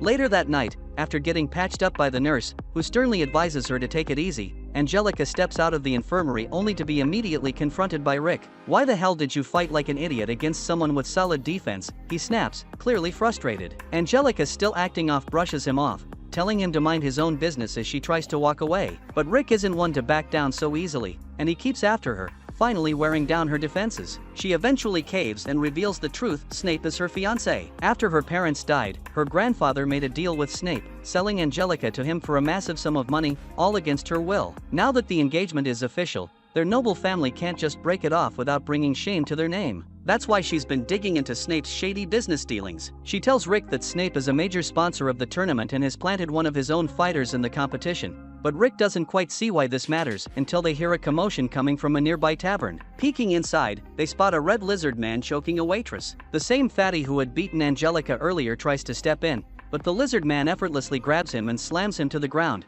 knocking him out with a single hit. Angelica is shocked but still musters the courage to intervene. As the lizard man moves toward her, ready to throw a punch, Rick steps in and casually catches his arm, telling him to back off. Just then, Snape strolls into the tavern, ordering the lizard man to stand down and save his strength for the tournament. He introduces the lizard as his younger brother Geeth, who apparently has anger issues but calms down quickly. Snape promises to compensate the tavern owner for the damage and leads Geeth out of the establishment. Angelica then confides in Rick, explaining her suspicions that Snape is involved in match fixing and is trying to rake in a fortune through his chosen fighter. She admits that she entered the tournament to defeat Snape's fighter and expose his corruption, but now that goal seems increasingly out of reach. To her surprise, Rick looks at her with determination and offers to train her for the upcoming matches, and that makes her wonder if that means that she will die. The next day, Rick warns Angelica that the upcoming training will be tougher than anything she can imagine, but Angelica, full of bravado, tells him not to hold back. But her confidence takes a hit when Rick casually straps some heavyweights onto her,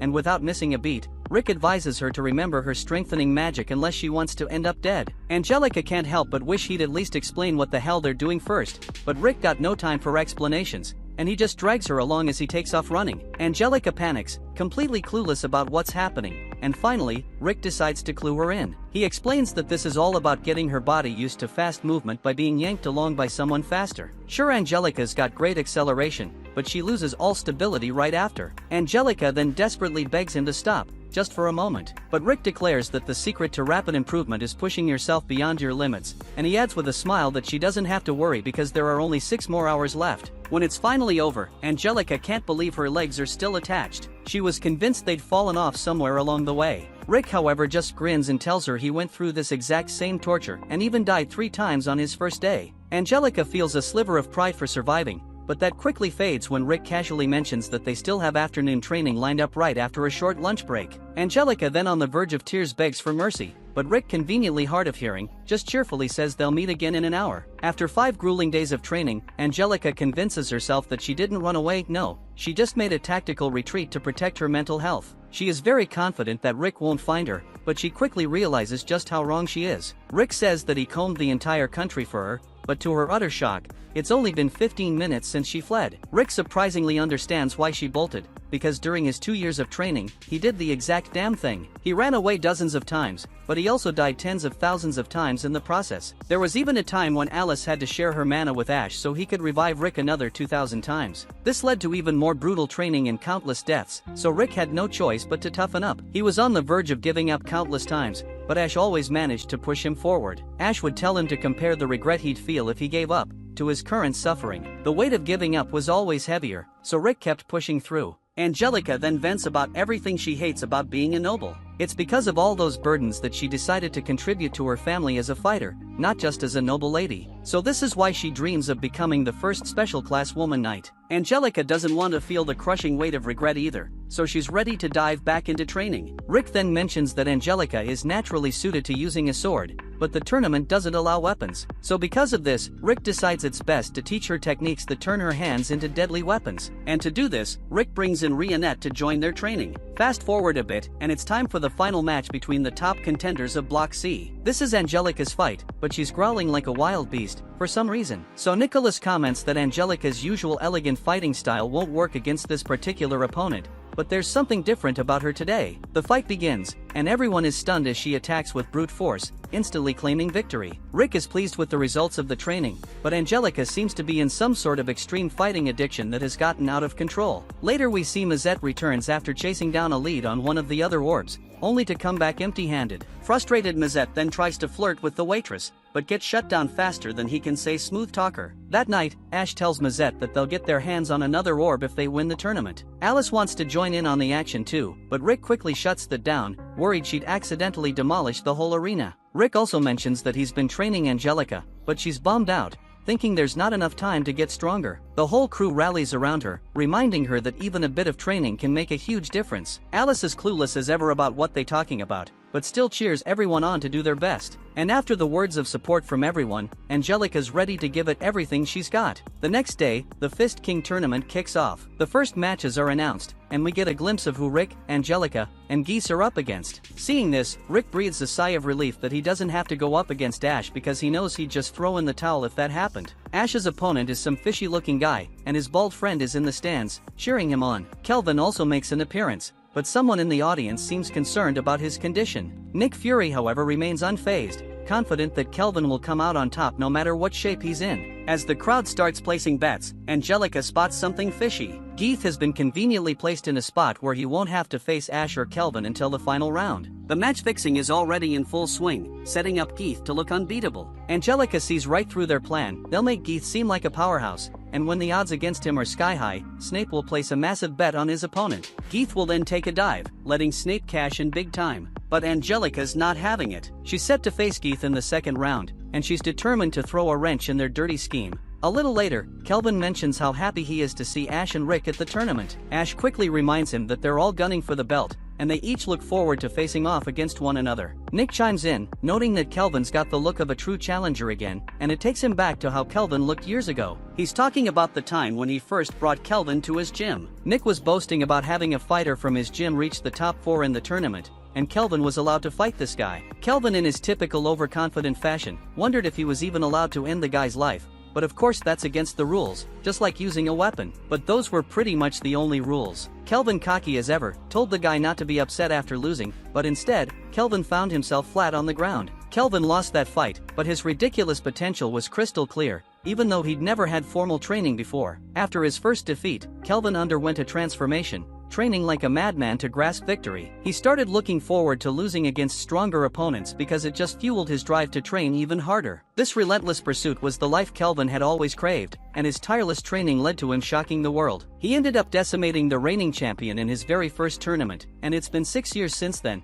But Nick is thrilled to see that fire in Kelvin's eyes once more. The first match of the tournament kicks off, and Geeth's opponent quickly finds himself fighting like a rabbit. Despite trying to provoke Geeth into taking the fight seriously, the guy doesn't stand a chance. Geeth, with a single swing, shocks the entire arena with the sheer power he can generate. Even though the opponent refuses to back down and unleashes a barrage of attacks at lightning speed, it only serves to irritate Geeth. And without much effort, Geeth delivers another blow, unintentionally knocking the guy out cold. He's declared the winner, leaving everyone wondering if there's ever been a sponsor fighter this powerful. Sure, Geeth's strength is undeniable, but Rick senses something off. Despite Geeth's overwhelming power and toughness, his movements are those of a complete amateur. Still, Geeth wins easily and leaves a lasting impression on the crowd. As the tournament progresses, our heroes dominate their fights, each one moving forward. Finally, it's time for the last match of the first round, and all eyes are on Kelvin. The excitement is palpable as everyone is eager to see what he's got. Kelvin wastes no time, attacking with blistering speed. Rick can't help but notice that it's as if Kelvin knows exactly what his opponent is going to do before they even move. Ash chimes in, explaining just how insane Kelvin really is, able to sense shifts in electrical signals and adrenaline just by smell. They all agree that Kelvin is an incredible fighter, but the crowd is stunned when Kelvin suddenly hits the ground. Rick's shock turns to realization as the others explain that Kelvin actually let himself get hit. The crowd roars for Kelvin, and with a smirk,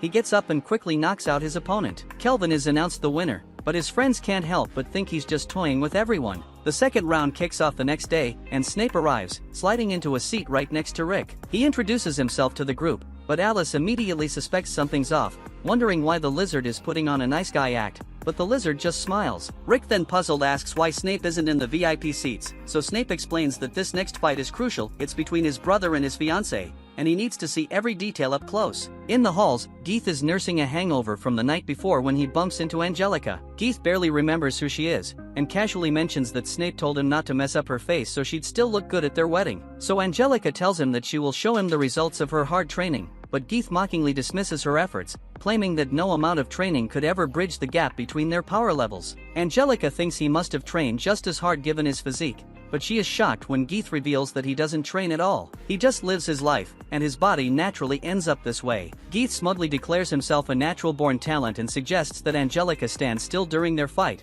so he doesn't accidentally hit her stomach because he wouldn't want to mess up her ability to bear Snape's children after all. Angelica's blood boils, and she vows to utterly destroy him. The match kicks off with the crowd going wild, but Angelica is quickly taken aback when her first strike doesn't even faze Geeth. She dodges his counterattack, but once again, her blows seem useless, even when they land squarely on him. Realizing her basic attacks are no match for Geeth, Angelica pulls a move that catches everyone off guard, including Snape, who's watching intently from the stands. She deactivates her strengthening magic, leaving Geeth puzzled about what she's planning. Rionette cheers her on from the sidelines as Angelica taps into her mana reflex inversion. Geeth, still cocky, tells her to give up, but Angelica unleashes her new thread slicer attack, finally breaking through Geeth's defenses and landing a cut. The crowd erupts in cheers, and Angelica smirks, wondering aloud who Geeth was calling a small fry now. Snape is left speechless because not even the sharpest blade could leave a mark on Geeth's skin. But Rick and Rionette know better, knowing this is exactly what they trained Angelica to handle. Flashback to when Rionette first demonstrated the technique to Angelica. It's called the thread slash, but Angelica thought Rick was out of his mind for even suggesting she learn it. Rionette explained it wasn't impossible if Rick could manage it, so could she? Rick, however, could never get the precision that Rionette had,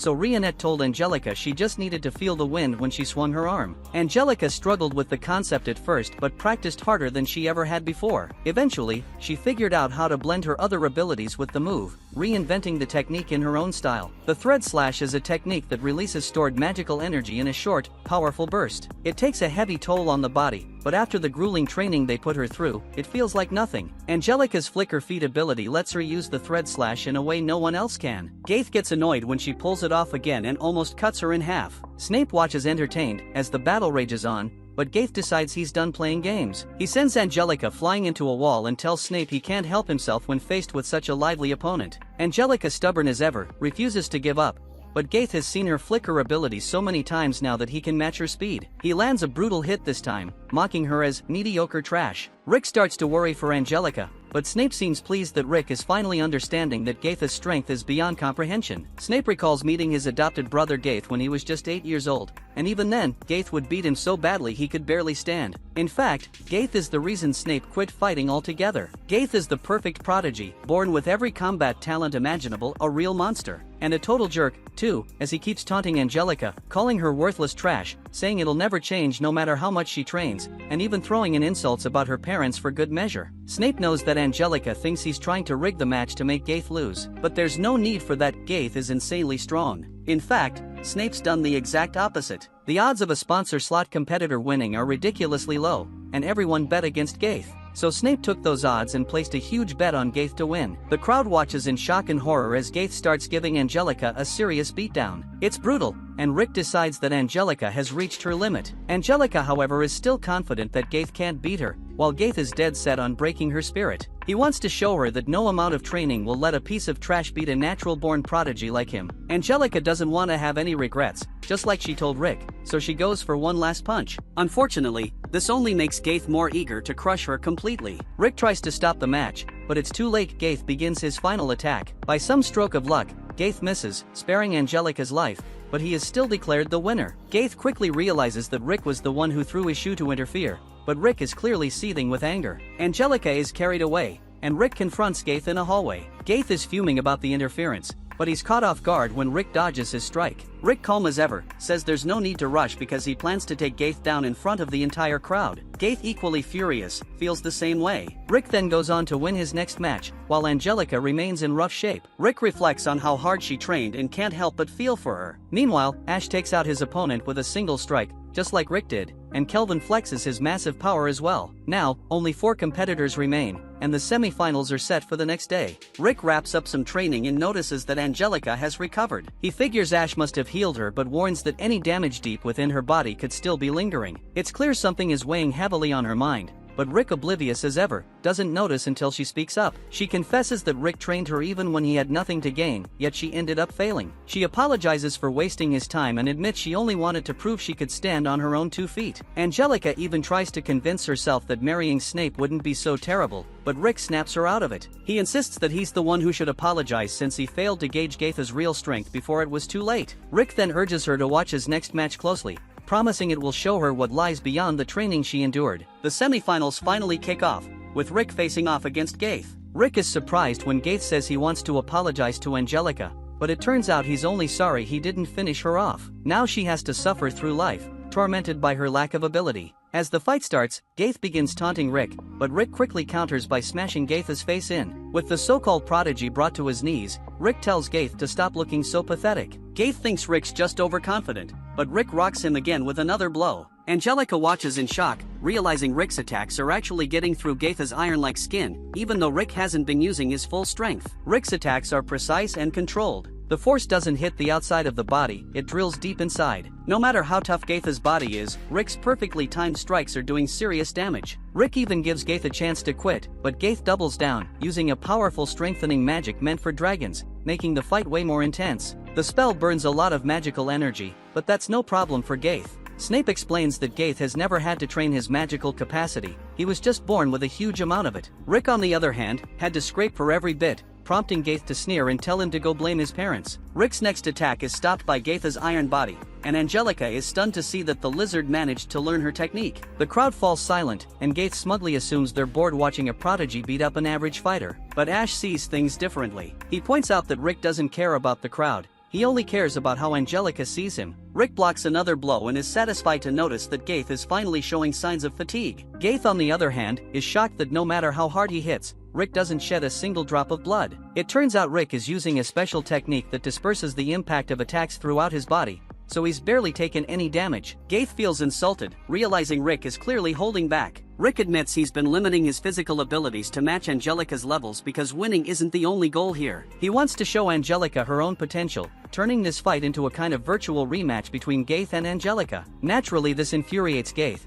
but Rick just tells him to chill out and plan his next move. Gaith hardens his body for another attack, but Rick shatters his armor into pieces. Rick points out that Gaith has never had to try hard at anything, so feeling this level of exhaustion is new for him. Snape refuses to believe Rick could surpass Gaith in power, but Rick's team argues that Rick doesn't have much innate ability at all. Rick started training long after the ideal time for building his magic reserves had passed, making him technically below average. Snape can't fathom how he's able to outmatch a prodigy like Gaith, but Angelica begins to understand why. Rick tells Gaith that because he isn't used to being tired, he can't maintain his precision. Those who push themselves hard keep going even when they're exhausted, so they move forward until they physically can't anymore. The strength someone has when they're completely worn out, that's their real strength. The clueless lizard Gaith tries to keep attacking, but it's pointless. Rick declares that true prodigies sharpen their skills by putting in relentless effort, just like he's seen with his friends. Gaith has always believed he was the strongest person alive, but in reality he was just facing opponents he could easily beat. Hearing this, Gaith completely loses it and unleashes the most powerful of dragonoid strengthening magics,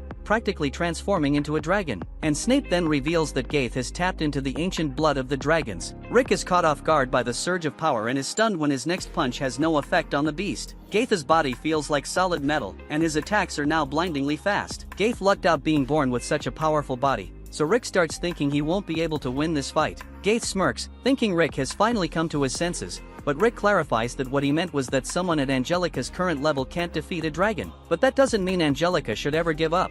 She just needs to keep training for the next time she faces a life or death situation. Rick begins adding months of training bit by bit, gradually ramping up his power. He unleashes the equivalent of 12 months worth of training, moving so fast he becomes nearly invisible. Angelica acknowledges that she isn't at this level yet, but she sees Rick using her flickering feet technique in an incredibly advanced way. This makes her realize that if she continues her brutal training for another year, this could be her strength too. Now that Rick has taken control of the fight, he decides to give Gaith a little lesson. He explains that normal hard work won't bridge the gap between natural-born abilities. It requires the madness to keep pushing for extraordinary effort. Yes, Angelica lost after training herself to the brink for a whole month, but he challenges her to think if she has the guts to endure that same hellish training for a full year just to win. Angelica recalls what Rick said about the regret scale, so she feels inspired and boldly declares that she was born with a scale that only tips in one direction. Rick then knocks Gaith flat on his back and wonders aloud if the lizard has what it takes to push himself through this struggle. But it's clear Gaith hasn't learned a thing, so Rick decides to end the fight once and for all. He uses the thread slash, not as precisely as Angelica, but the attack is still enough to defeat Gaith. Rick tells him he's lucky he isn't facing the Angelica that will exist in a year. And then Rick and Angelica exchange smiles, and with that, Rick announces the winner. The crowd roars in excitement, believing Rick to be incredible, while Gaith is carted off on a stretcher. Angelica turns to Rick, thanking him for winning the match, but he dismisses her gratitude, saying there's no need because he just did his part. She then boldly vows to reach his level of power within a year and even surpass him one day. Rick smiles at her determination, and the crowd erupts in cheers once more. Angelica then notices Snape, who appears surprisingly calm, and he admits he didn't expect things to turn out this way but confesses that part of him wanted Gaith to lose. He explains he harbored a desire to see Gaith defeated, as his talent had brought an end to Snape's own career as a fighter. So despite losing much today, Snape admits he feels strangely relieved. Alice whispers that it sounds complicated, to which Mazette replies with a knowing smile, "That's just how adults are." Snape then sighs, lamenting that he won't be able to make Angelica his wife, to which she quickly retorts that their agreement is off, as he can't pay the contract money. But as Snape walks away, he muses that it would have been wonderful to have a beautiful woman like her as his wife, causing her heart to skip a beat. Meanwhile, Kelvin is preparing to enter the arena. His master asks how he feels, and Kelvin confidently replies that he feels great. His master reminds him that he is the strongest fighter and urges him to give it everything he has, but Kelvin finds his master's words a bit strange but decides to respect his wish. The match between Kelvin and Ash begins, and the crowd roars with excitement for Kelvin. From the way Ash stands, Kelvin instantly senses his strength. He lunges first with a powerful punch, followed by a rapid flurry of blows, but Ash remains unshaken and counters swiftly, and Kelvin barely manages to dodge. Realizing that Ash might be the strongest opponent he has ever faced, Kelvin braces himself. Suddenly, Gaith bursts into the arena, attacking the audience in a wild frenzy, so Snape wonders if Gaith's dragon blood has driven him mad. As Gaith attacks the audience, panic spreads, and people scramble to escape. Kelvin, furious at the disruption, shouts at Gaith for interrupting his match. Gaith charges at him, but Kelvin stops him effortlessly and knocks him out with a single punch. Rick and his party are shocked by Kelvin's strength,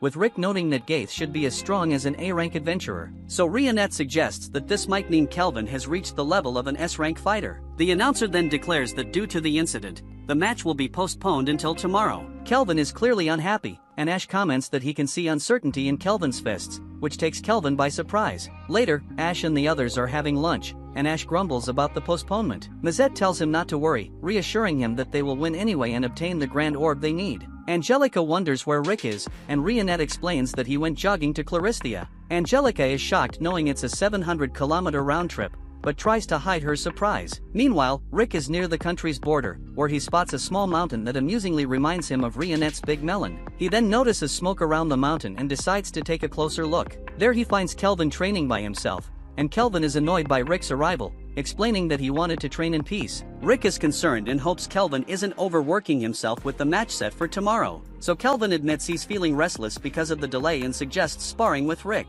They exchange blows, with Rick blocking Kelvin's attacks and throwing a punch, but Kelvin manages to dodge, surprising Rick with his speed. Rick then wonders how Kelvin could dodge such a fast attack here, yet get hit by slower ones in the arena. Jokingly, he asks if Kelvin has a stuffy nose, but Kelvin shouts and says that isn't the issue. Kelvin then begins to open up, sensing that Rick might understand since he is also strong, so he reveals that he was born in the slums, where fighting was the only source of fun he ever knew. Things were going smoothly when he first landed in Heractopia. He won his first tournament without breaking a sweat, and then went on to crush his second. Nobody could stand against him, even every fight ended with a single blow. He thought it wasn't so bad as long as his master was pleased, but soon enough, the thrill of the matches wore off, and his only joy came from training to get stronger. One day, he overheard his master talking to a staff member from the tournament committee, and that's when he found out that the tournament had been losing its audience because every fight was ending too quickly, and the master bluntly asked if the staff wanted him to tell Kelvin to lose on purpose. The staff member said he just wanted the fights to be more exciting, and warned that if the arena's popularity kept dropping, the gym would suffer too. But the master calmly replied that he would handle it when the time came. In the next tournament's final match, Kelvin decided he didn't want to be a champion if it meant causing problems for his master. So he took a hit from his opponent's fist and pretended to be knocked out. He lost the tournament, and the crowd went wild with excitement, so Kelvin thought maybe this isn't so bad. In the following tournament, he figured out how to make his fights more exciting, and he went on to win 3 tournaments in a row. He explains to Rick that this is why he can't use his full power in a match. Rick laughs and says that strong people really have it tough,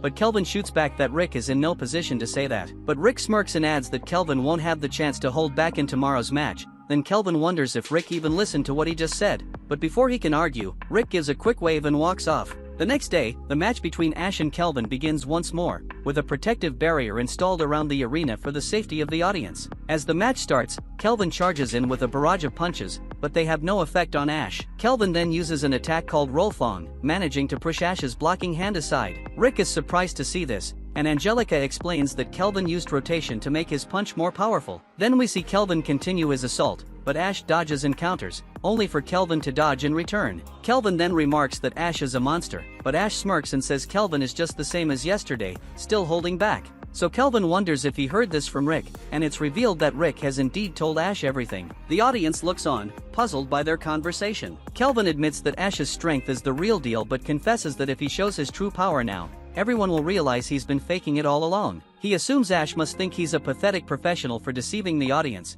but Ash surprises him by calling him a true professional for putting the audience's enjoyment first. Still, Ash laments that he can't fight Kelvin at full strength, so he decides to hold back too, vowing to fight with only 2 fingers and without moving from his spot. He hopes this will make things more interesting, and Kelvin accepts the challenge. Kelvin attacks with another barrage of punches, but Ash effortlessly blocks each one with just 2 fingers. Even the Rollfong attack is stopped by those 2 fingers, and Ash throws Kelvin to the ground. Ash then goes for another punch, but Kelvin narrowly dodges. Kelvin realizes that Ash is incredibly strong and feels the urge to fight with everything he has, but he restrains himself. But suddenly from the stands, his master shouts, telling him he knows exactly what Kelvin is trying to do and that he's completely misunderstanding the situation. Kelvin thinks he's holding back for his master's sake, but his master shouts that his true goal is to train the strongest fighter in the world. He passionately declares that this is his dream and that he has poured his entire life into it, so he tells Kelvin he wants him to be the strongest and insists that his dream perfectly aligns with what Kelvin truly wants to do. Realizing this, Kelvin decides to give the fight his all, thrilled at the chance to unleash his full strength. He then lands a powerful punch on Ash, who responds by blocking with all 5 fingers. Kelvin raises an eyebrow, asking if Ash forgot his promise, but Ash grins and replies that he's still using only the amount of strength needed to block. Ash then continues to defend against Kelvin's relentless attacks, even managing to block 2 of Kelvin's roll-fongs at once. Then when Kelvin kicks at him, Ash counters by throwing him, but Kelvin uses his steel body technique to minimize the impact. The audience begins to realize that Kelvin is far stronger than he appeared in his previous fights, so they feel betrayed, realizing he has been deceiving them all along. Kelvin senses their disappointment and thinks there's no turning back now, so he decides to go all out. He casts a 5th nature fire spell, and Angelica is shocked because beastmen aren't supposed to be good at nature magic. Rick watches in amazement, thinking that Kelvin must have trained intensely to achieve this, recognizing that he is a true genius, just like the members of his own party. Even Kelvin's master is taken aback by his unexpected power. Ash then quickly enchants a section of the ground to block the fiery attack. Kelvin immediately follows up, using Blink Step combined with Stalwart Charge, aiming directly at Ash. But he uses the fist as a feint, and Ash realizes too late that he's been trapped in Kelvin and snares him with a 7th nature vine magic spell. Rick sees this and thinks this could end badly as Kelvin casts an 8th nature magic spell called Angel's Tear. He summons a meteor from the heavens, and the entire arena is stunned. Rick starts sweating bullets, realizing the champion is far stronger than anyone expected, and he mutters that at this rate, Ash might not be able to hold back. Ash quickly frees himself and counters the spell with sheer brute force, leaving both Kelvin and the crowd speechless. Seeing this, Ash decides it's time to go all out. Rick notices Ash giving a quarter thumbs up and puzzled, asks what it means. Rionette explains that it's a pose orcs use when they have a dispute, signaling they will brawl it out without dodging or defending. So Rick realizes that Ash is about to go on the full offensive. As Ash charges toward Kelvin, his aura radiates so powerfully that Kelvin feels fear for the first time in his life, and he is knocked back by the sheer wind pressure from Ash's punch. Angelica also is in shock, unable to believe what she's seeing, and she notices that Rick has already given up any hope, knowing all too well how this match will end. Ash then charges at Kelvin again, and Kelvin unleashes every 7th nature magic spell he knows, but Ash doesn't even blink. Rick observes that Kelvin is running out of mana, which makes sense given the sheer number of powerful spells he has cast. Then Ash lands a punch on Kelvin, knocking him backward. Angelica thinks it was a direct hit, but Rick calmly informs her that it wasn't. Kelvin used Flowing Impact, Blink Step, and defensive magic to soften the blow. Kelvin struggles to stand, feeling the last attack rattle his bones and organs. He thinks to himself that anyone else would be dead from that blow, and while giving up now would be the easier choice, he refuses to do it. He's waited his whole life to fight someone this strong, and he won't back down, so he forces himself up and throws a flurry of punches at Ash, but his stamina soon runs out, and he collapses again. In disbelief at Ash's strength, Kelvin hears the crowd cheering him on, urging him not to lose and to keep fighting. Kelvin is stunned that the audience is still rooting for him, even after he deceived them. Moved by their support, he decides he has to try and land another punch for their sake. He slowly rises again, and his entire body ignites in flames. Rick explains to the others that Kelvin just used Blink Step enhanced with Stalwart Fist and has combined it with Flame Sword for his Rollfong attack. Kelvin then charges at Ash with this fiery attack, and Ash takes it head-on, but it barely phases him. Ash then asks if Kelvin has truly unleashed everything he has, but Kelvin, noticing that his attack only managed to push Ash back by a few inches, replies that he's given it his all, and he admits that this has been the most fun he's ever had in his life. Ash, respecting Kelvin's spirit, decides to end the match with a punch to Kelvin's face. As Kelvin falls, his master thinks to himself that the road to becoming the strongest is still long, but there's no doubt that Kelvin is the best fighter in history. After Ash's victory, he heads backstage, where Rick and Angelica congratulate him. With Ash moving on to the finals, their group is now certain to secure the jewel, no matter what happens next. Rick, however, plans to withdraw from the final match because he wants nothing to do with Ash's fists,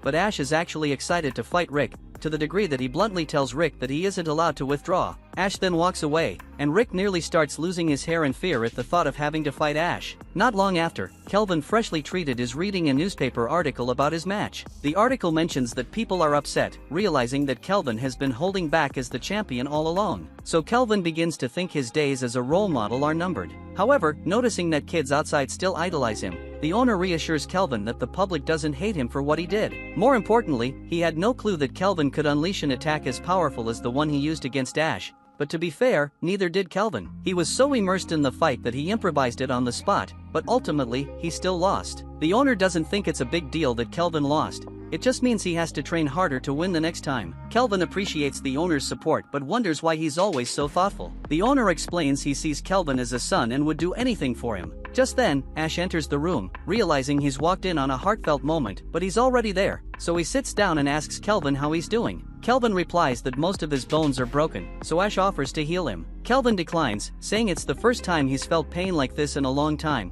and he wants to savor it for a while. Rick had told him not to worry about holding back against Ash, and now that he has lost, Kelvin is eagerly anticipating the battle between Ash and Rick in the finals. At the same time, Snape arrives at Rick's place for a visit, only to discover that Rick has locked himself in his room like a baby while Mama Angelica tries to coax him out. Rick refuses to leave, convinced that facing Ash will be the death of him, and Snape understands his fears. However, everyone is eagerly anticipating the fight between Rick and Ash, so Snape would appreciate it if Rick came out. But Rick declares he's not participating in that fight, no matter what, because his life is more valuable to him than entertaining the tournament spectators. And if that's how he feels, there's nothing Snape can do to change his mind. But before leaving, Snape shifts into his showman voice, reminding Rick of all the hard work and money invested in this tournament and how it will all be for nothing if he backs out of the finals. Then as Snape walks away, Rick feels a pang of guilt for disappointing everyone. So Angelica tries one more time to convince him to come out, saying it's fine if he dies since he can always be brought back to life. Technically she's right, but she doesn't know how terrible it feels to die,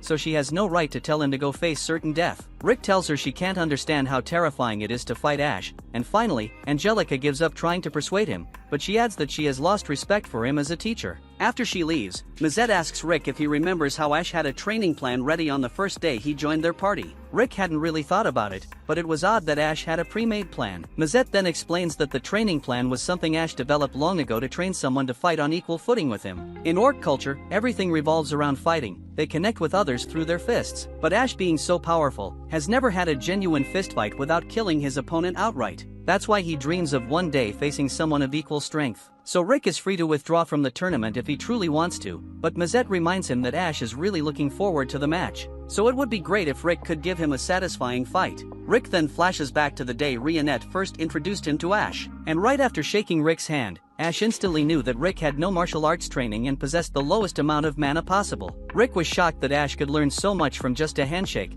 but Ash continued, telling him that with his current strength, Rick lacked the qualifications to be an adventurer. But that didn't mean it was impossible for him to succeed. He just wanted to warn Rick that he would have to train over 100 times harder to make up for his lack of ability. Back in the present, Angelica is still furious that Rick is so afraid of fighting Ash and calls him pathetic. Mazette is disappointed as well but understands why Rick would hesitate. No sane human would willingly train with Ash, let alone fight him. So Angelica asks if Ash's training routine was really that horrible, and Mazette explains that it was absolute hell for Rick, and it's a miracle he didn't lose his mind completely, though he did go crazy a few times. Angelica begins to grasp how rough Rick's experience must have been, enduring such grueling training without even having a skill. But then Alice chimes in, revealing that Rick does have a skill, which surprises Angelica since she's never seen him use one. Mazette further explains that the conditions to activate Rick's skill are incredibly difficult, and it takes a massive toll on his body. In fact, Ash forbade Rick from using it because he can't control it. Later that evening, Rionette visits Rick, and he asks if she thinks he's pathetic for avoiding the fight with Ash. She assures him she doesn't think he's pathetic and understands why he's hesitant. However, she adds that she would like him even more if he found the courage to face Ash, even though he doesn't have to. The next day, the tournament is about to begin, and the crowd buzzes with excitement.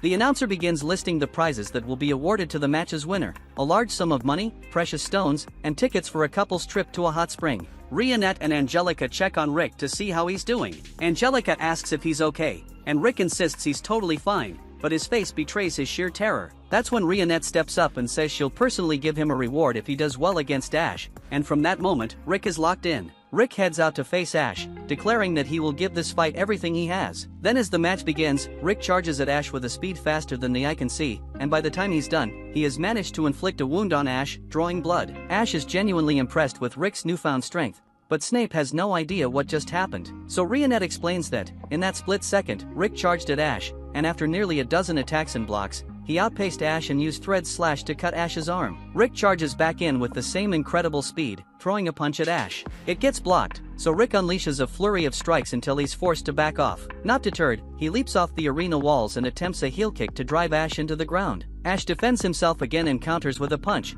but Rick ducks under it and pulls off another Thread Slash, cutting into Ash's stomach. Trained by Rick, Angelica understands the immense effort needed to achieve the level of strength they both exhibit. But Rick seems unusually motivated for someone who was so terrified just moments ago, so Angelica asks Rionette what she said to him to change his mind so quickly. Rionette reveals that she promised Rick she would go on the couple's hot spring trip with him if he wins, and apparently, that's more important to Rick than his own life. So Rick is now so determined and prepared to do whatever it takes to win. Angelica blushes at the thought of a couple's trip, realizing it means Rick and Rionette would spend the night together, but Rionette seems perfectly comfortable with the idea. Angelica is now too flustered, so she decides to focus on the match. Seeing Rick's earnest fighting, Ash decides it's time to go all out as well. He pulls his arm back, preparing to throw a punch with such force that Rick is compelled to leap out of the way. That damn single punch was more powerful than level 5 magic, and Rick is sharply reminded of why he was so terrified to face Ash in the first place. But he has no time to rethink his decision, as Ash unleashes several more punches at him in rapid succession. Rick does his best to evade them,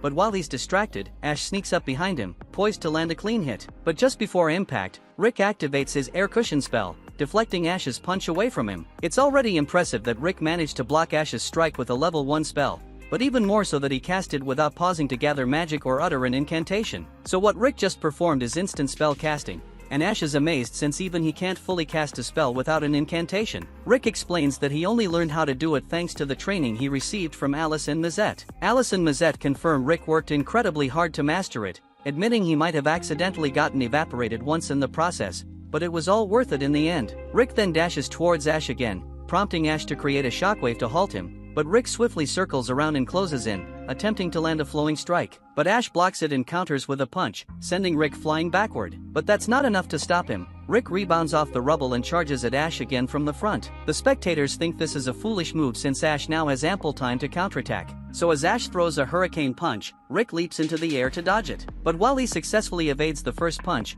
he's now airborne with no way to dodge Ash's follow-up strikes. Then as Ash launches another punch at him, Rick uses an air cushion to propel himself out of the way and quickly fires an air shot at Ash. But when the dust settles, Ash is still mostly unharmed. Before the fight continues, Ash speaks up and compliments Rick on how strong he has become in the 2 years they've known each other. He acknowledges that while the training regimen he put Rick through was tough, Rick's growth was thanks to his own strength and mental fortitude, and Ash is genuinely proud of him for that. Ash never gives empty compliments, so Rick knows he truly means what he says. However, the compliment sounds more like something a master would say to his student, and Rick knows that Ash wants a fight with someone equal to him. So Rick tells Ash that Mazette and Alice mentioned his dream of facing an equal opponent, and Ash appears a bit embarrassed. He clarifies that Alice and Mazette might have exaggerated. While he does want a good fight on equal terms, he wouldn't exactly call it a dream. Even so, Rick feels compelled to show his gratitude for all the effort Ash put into training him, so he promises to fight with the utmost respect and give Ash the battle he has always desired. Ash smiles, expressing how fortunate he feels to have met Rick, so he adds that since Rick is already a member of their party, it's time to tell him the history behind their party's name, Orichalcum Fist. Ash starts telling his story, flashing back 46 years. He explains that at the age of 5, he realized he was different from everyone else in his pack. He didn't just look different, he thought differently too. He stumbled upon books dropped by humans, and through them, he learned their language, culture, and ways of thinking. Inspired by the humans and their names, he decided to call himself Ash. He mentions that for orcs, it's normal to exchange ideas by trading blows, but that method never made sense to him. Maybe it had something to do with his unnatural strength. Instead, Ash focused on improving his people's lives, teaching them how to use fire, build houses, and communicate without words. Before he knew it, his tribe started treating him like a deity. With that elevated status, no one dared approach him, not even his own family. He was left isolated, looking down on everyone from afar, which left him feeling lonely. One day, a storm ripped through their forest while Ash was away. When he returned, he found his village completely destroyed by a landslide. There were no survivors. He was speechless, not because he had failed to protect his family or friends, but because he didn't feel any sadness. It was then he fully understood just how alone he was. Years later, while reading a book and camping in the forest, a human suddenly attacked Ash, but Ash dodged easily. The human then is shocked to see an orc reading, and soon realizes this was the same orc that had recently dealt with the wyvern attacking a nearby town. Noticing Ash could understand his words and looked different from typical orcs, the human apologized for attacking. Ash shrugged it off, not bothered. So the man, intrigued by this strange orc, asked him to share more about his story. Then after hearing Ash's story, the man understood that what Ash truly wanted was an opponent who could brawl with him on equal terms, a dream Ash had long thought was impossible. The man then encouraged Ash to pursue that dream anyway, sharing that he once fought alongside Yamato, the legendary hero. He even claimed to be one of the legendary 5. Ash found that hard to believe, as the legend of Yamato dated back 200 years. But the man was surprised Ash knew the story and revealed that he was in fact the writer of that very book.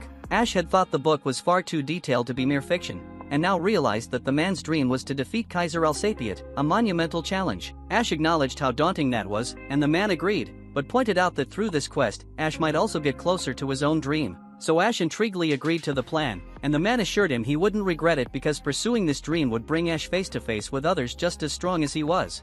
Ash then explained that he founded the Orichalcum Fist alongside this man, Reinhard. Just as promised, people of equal strength began to join the group. Each had unique abilities, but none could give Ash the brawl he had been searching for. That's when he devised a brutal training regimen, but Mazette even pointed out that no one alive could survive such ridiculous training. Ash then tried to convince himself that maybe his dream was impossible until he met Rick. Ash then admits he's rambled on too long, suggesting they return to their fight. Rick meanwhile recalls how Ash had spent the last 2 years personally supervising his training. He appreciates the time and dedication Ash has given him, but wonders if just landing a few easy hits with Thread Slicer and avoiding melee combat with Airshot would really be enough to repay him. So suddenly, Rick gives a quarter thumbs up, an unexpected move that catches Angelica, the others, and even Ash off guard. Rick then apologizes to Rionette, telling her he might not make it to the hot springs trip after this. Rionette smiles, thinking that this selfless side of him is exactly what she loves most. Ash then, sensing the gravity of the moment, knows there's no need for words now. He simply fist bumps Rick, matching his quarter thumbs up. Then without hesitation, they charge at each other, fists colliding with such force that a shockwave rips through the arena.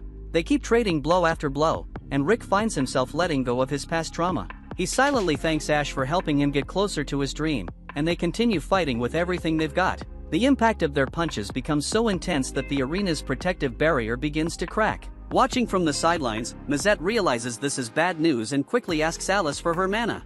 He casts Spirited Away, evacuating the entire audience except for Kelvin, who, confused, asks what just happened. Mazette explains that the audience has been evacuated, and just as he finishes, the arena's barrier finally shatters.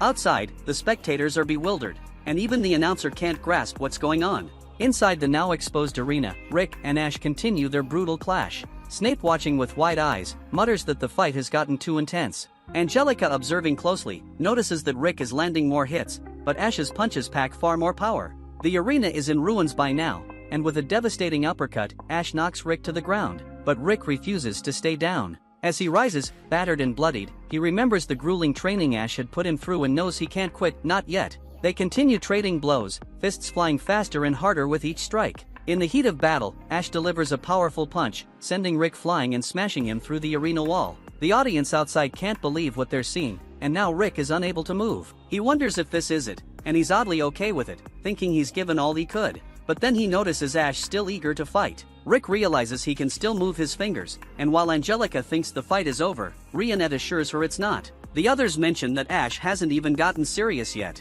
Rick realizes that, for Ash, this has just been a brawl, not a true, equal fight. Remembering his debt to Ash, Rick activates his inherent skill, Reckless Soul, catching Ash completely off guard. Mazette and Alice are thrilled to see Ash's surprise. They knew their secret training with Rick had paid off. Angelica, still confused, asks what they're talking about. Mazette explains that they had secretly trained Rick to control his inherent skill, and the key to activating it is the willpower to push beyond one's limits against a far stronger opponent. They believe the real fight is just beginning. Rick lands a quick punch on Ash, and Ash retaliates immediately. The two start trading blows again, and Ash reflects on how he had been so obsessed with finding a brawl that he didn't even realize he already had friends who cared about him. As they continue fighting, exhaustion starts to take over both of them. Angelica and Kelvin notice that they're well past their limits, and they both know the next move will decide the winner. The two power up for one final strike, launching themselves at each other with such force that their energy soars high into the heavens. The audience is now completely awestruck, and when the dust finally settles,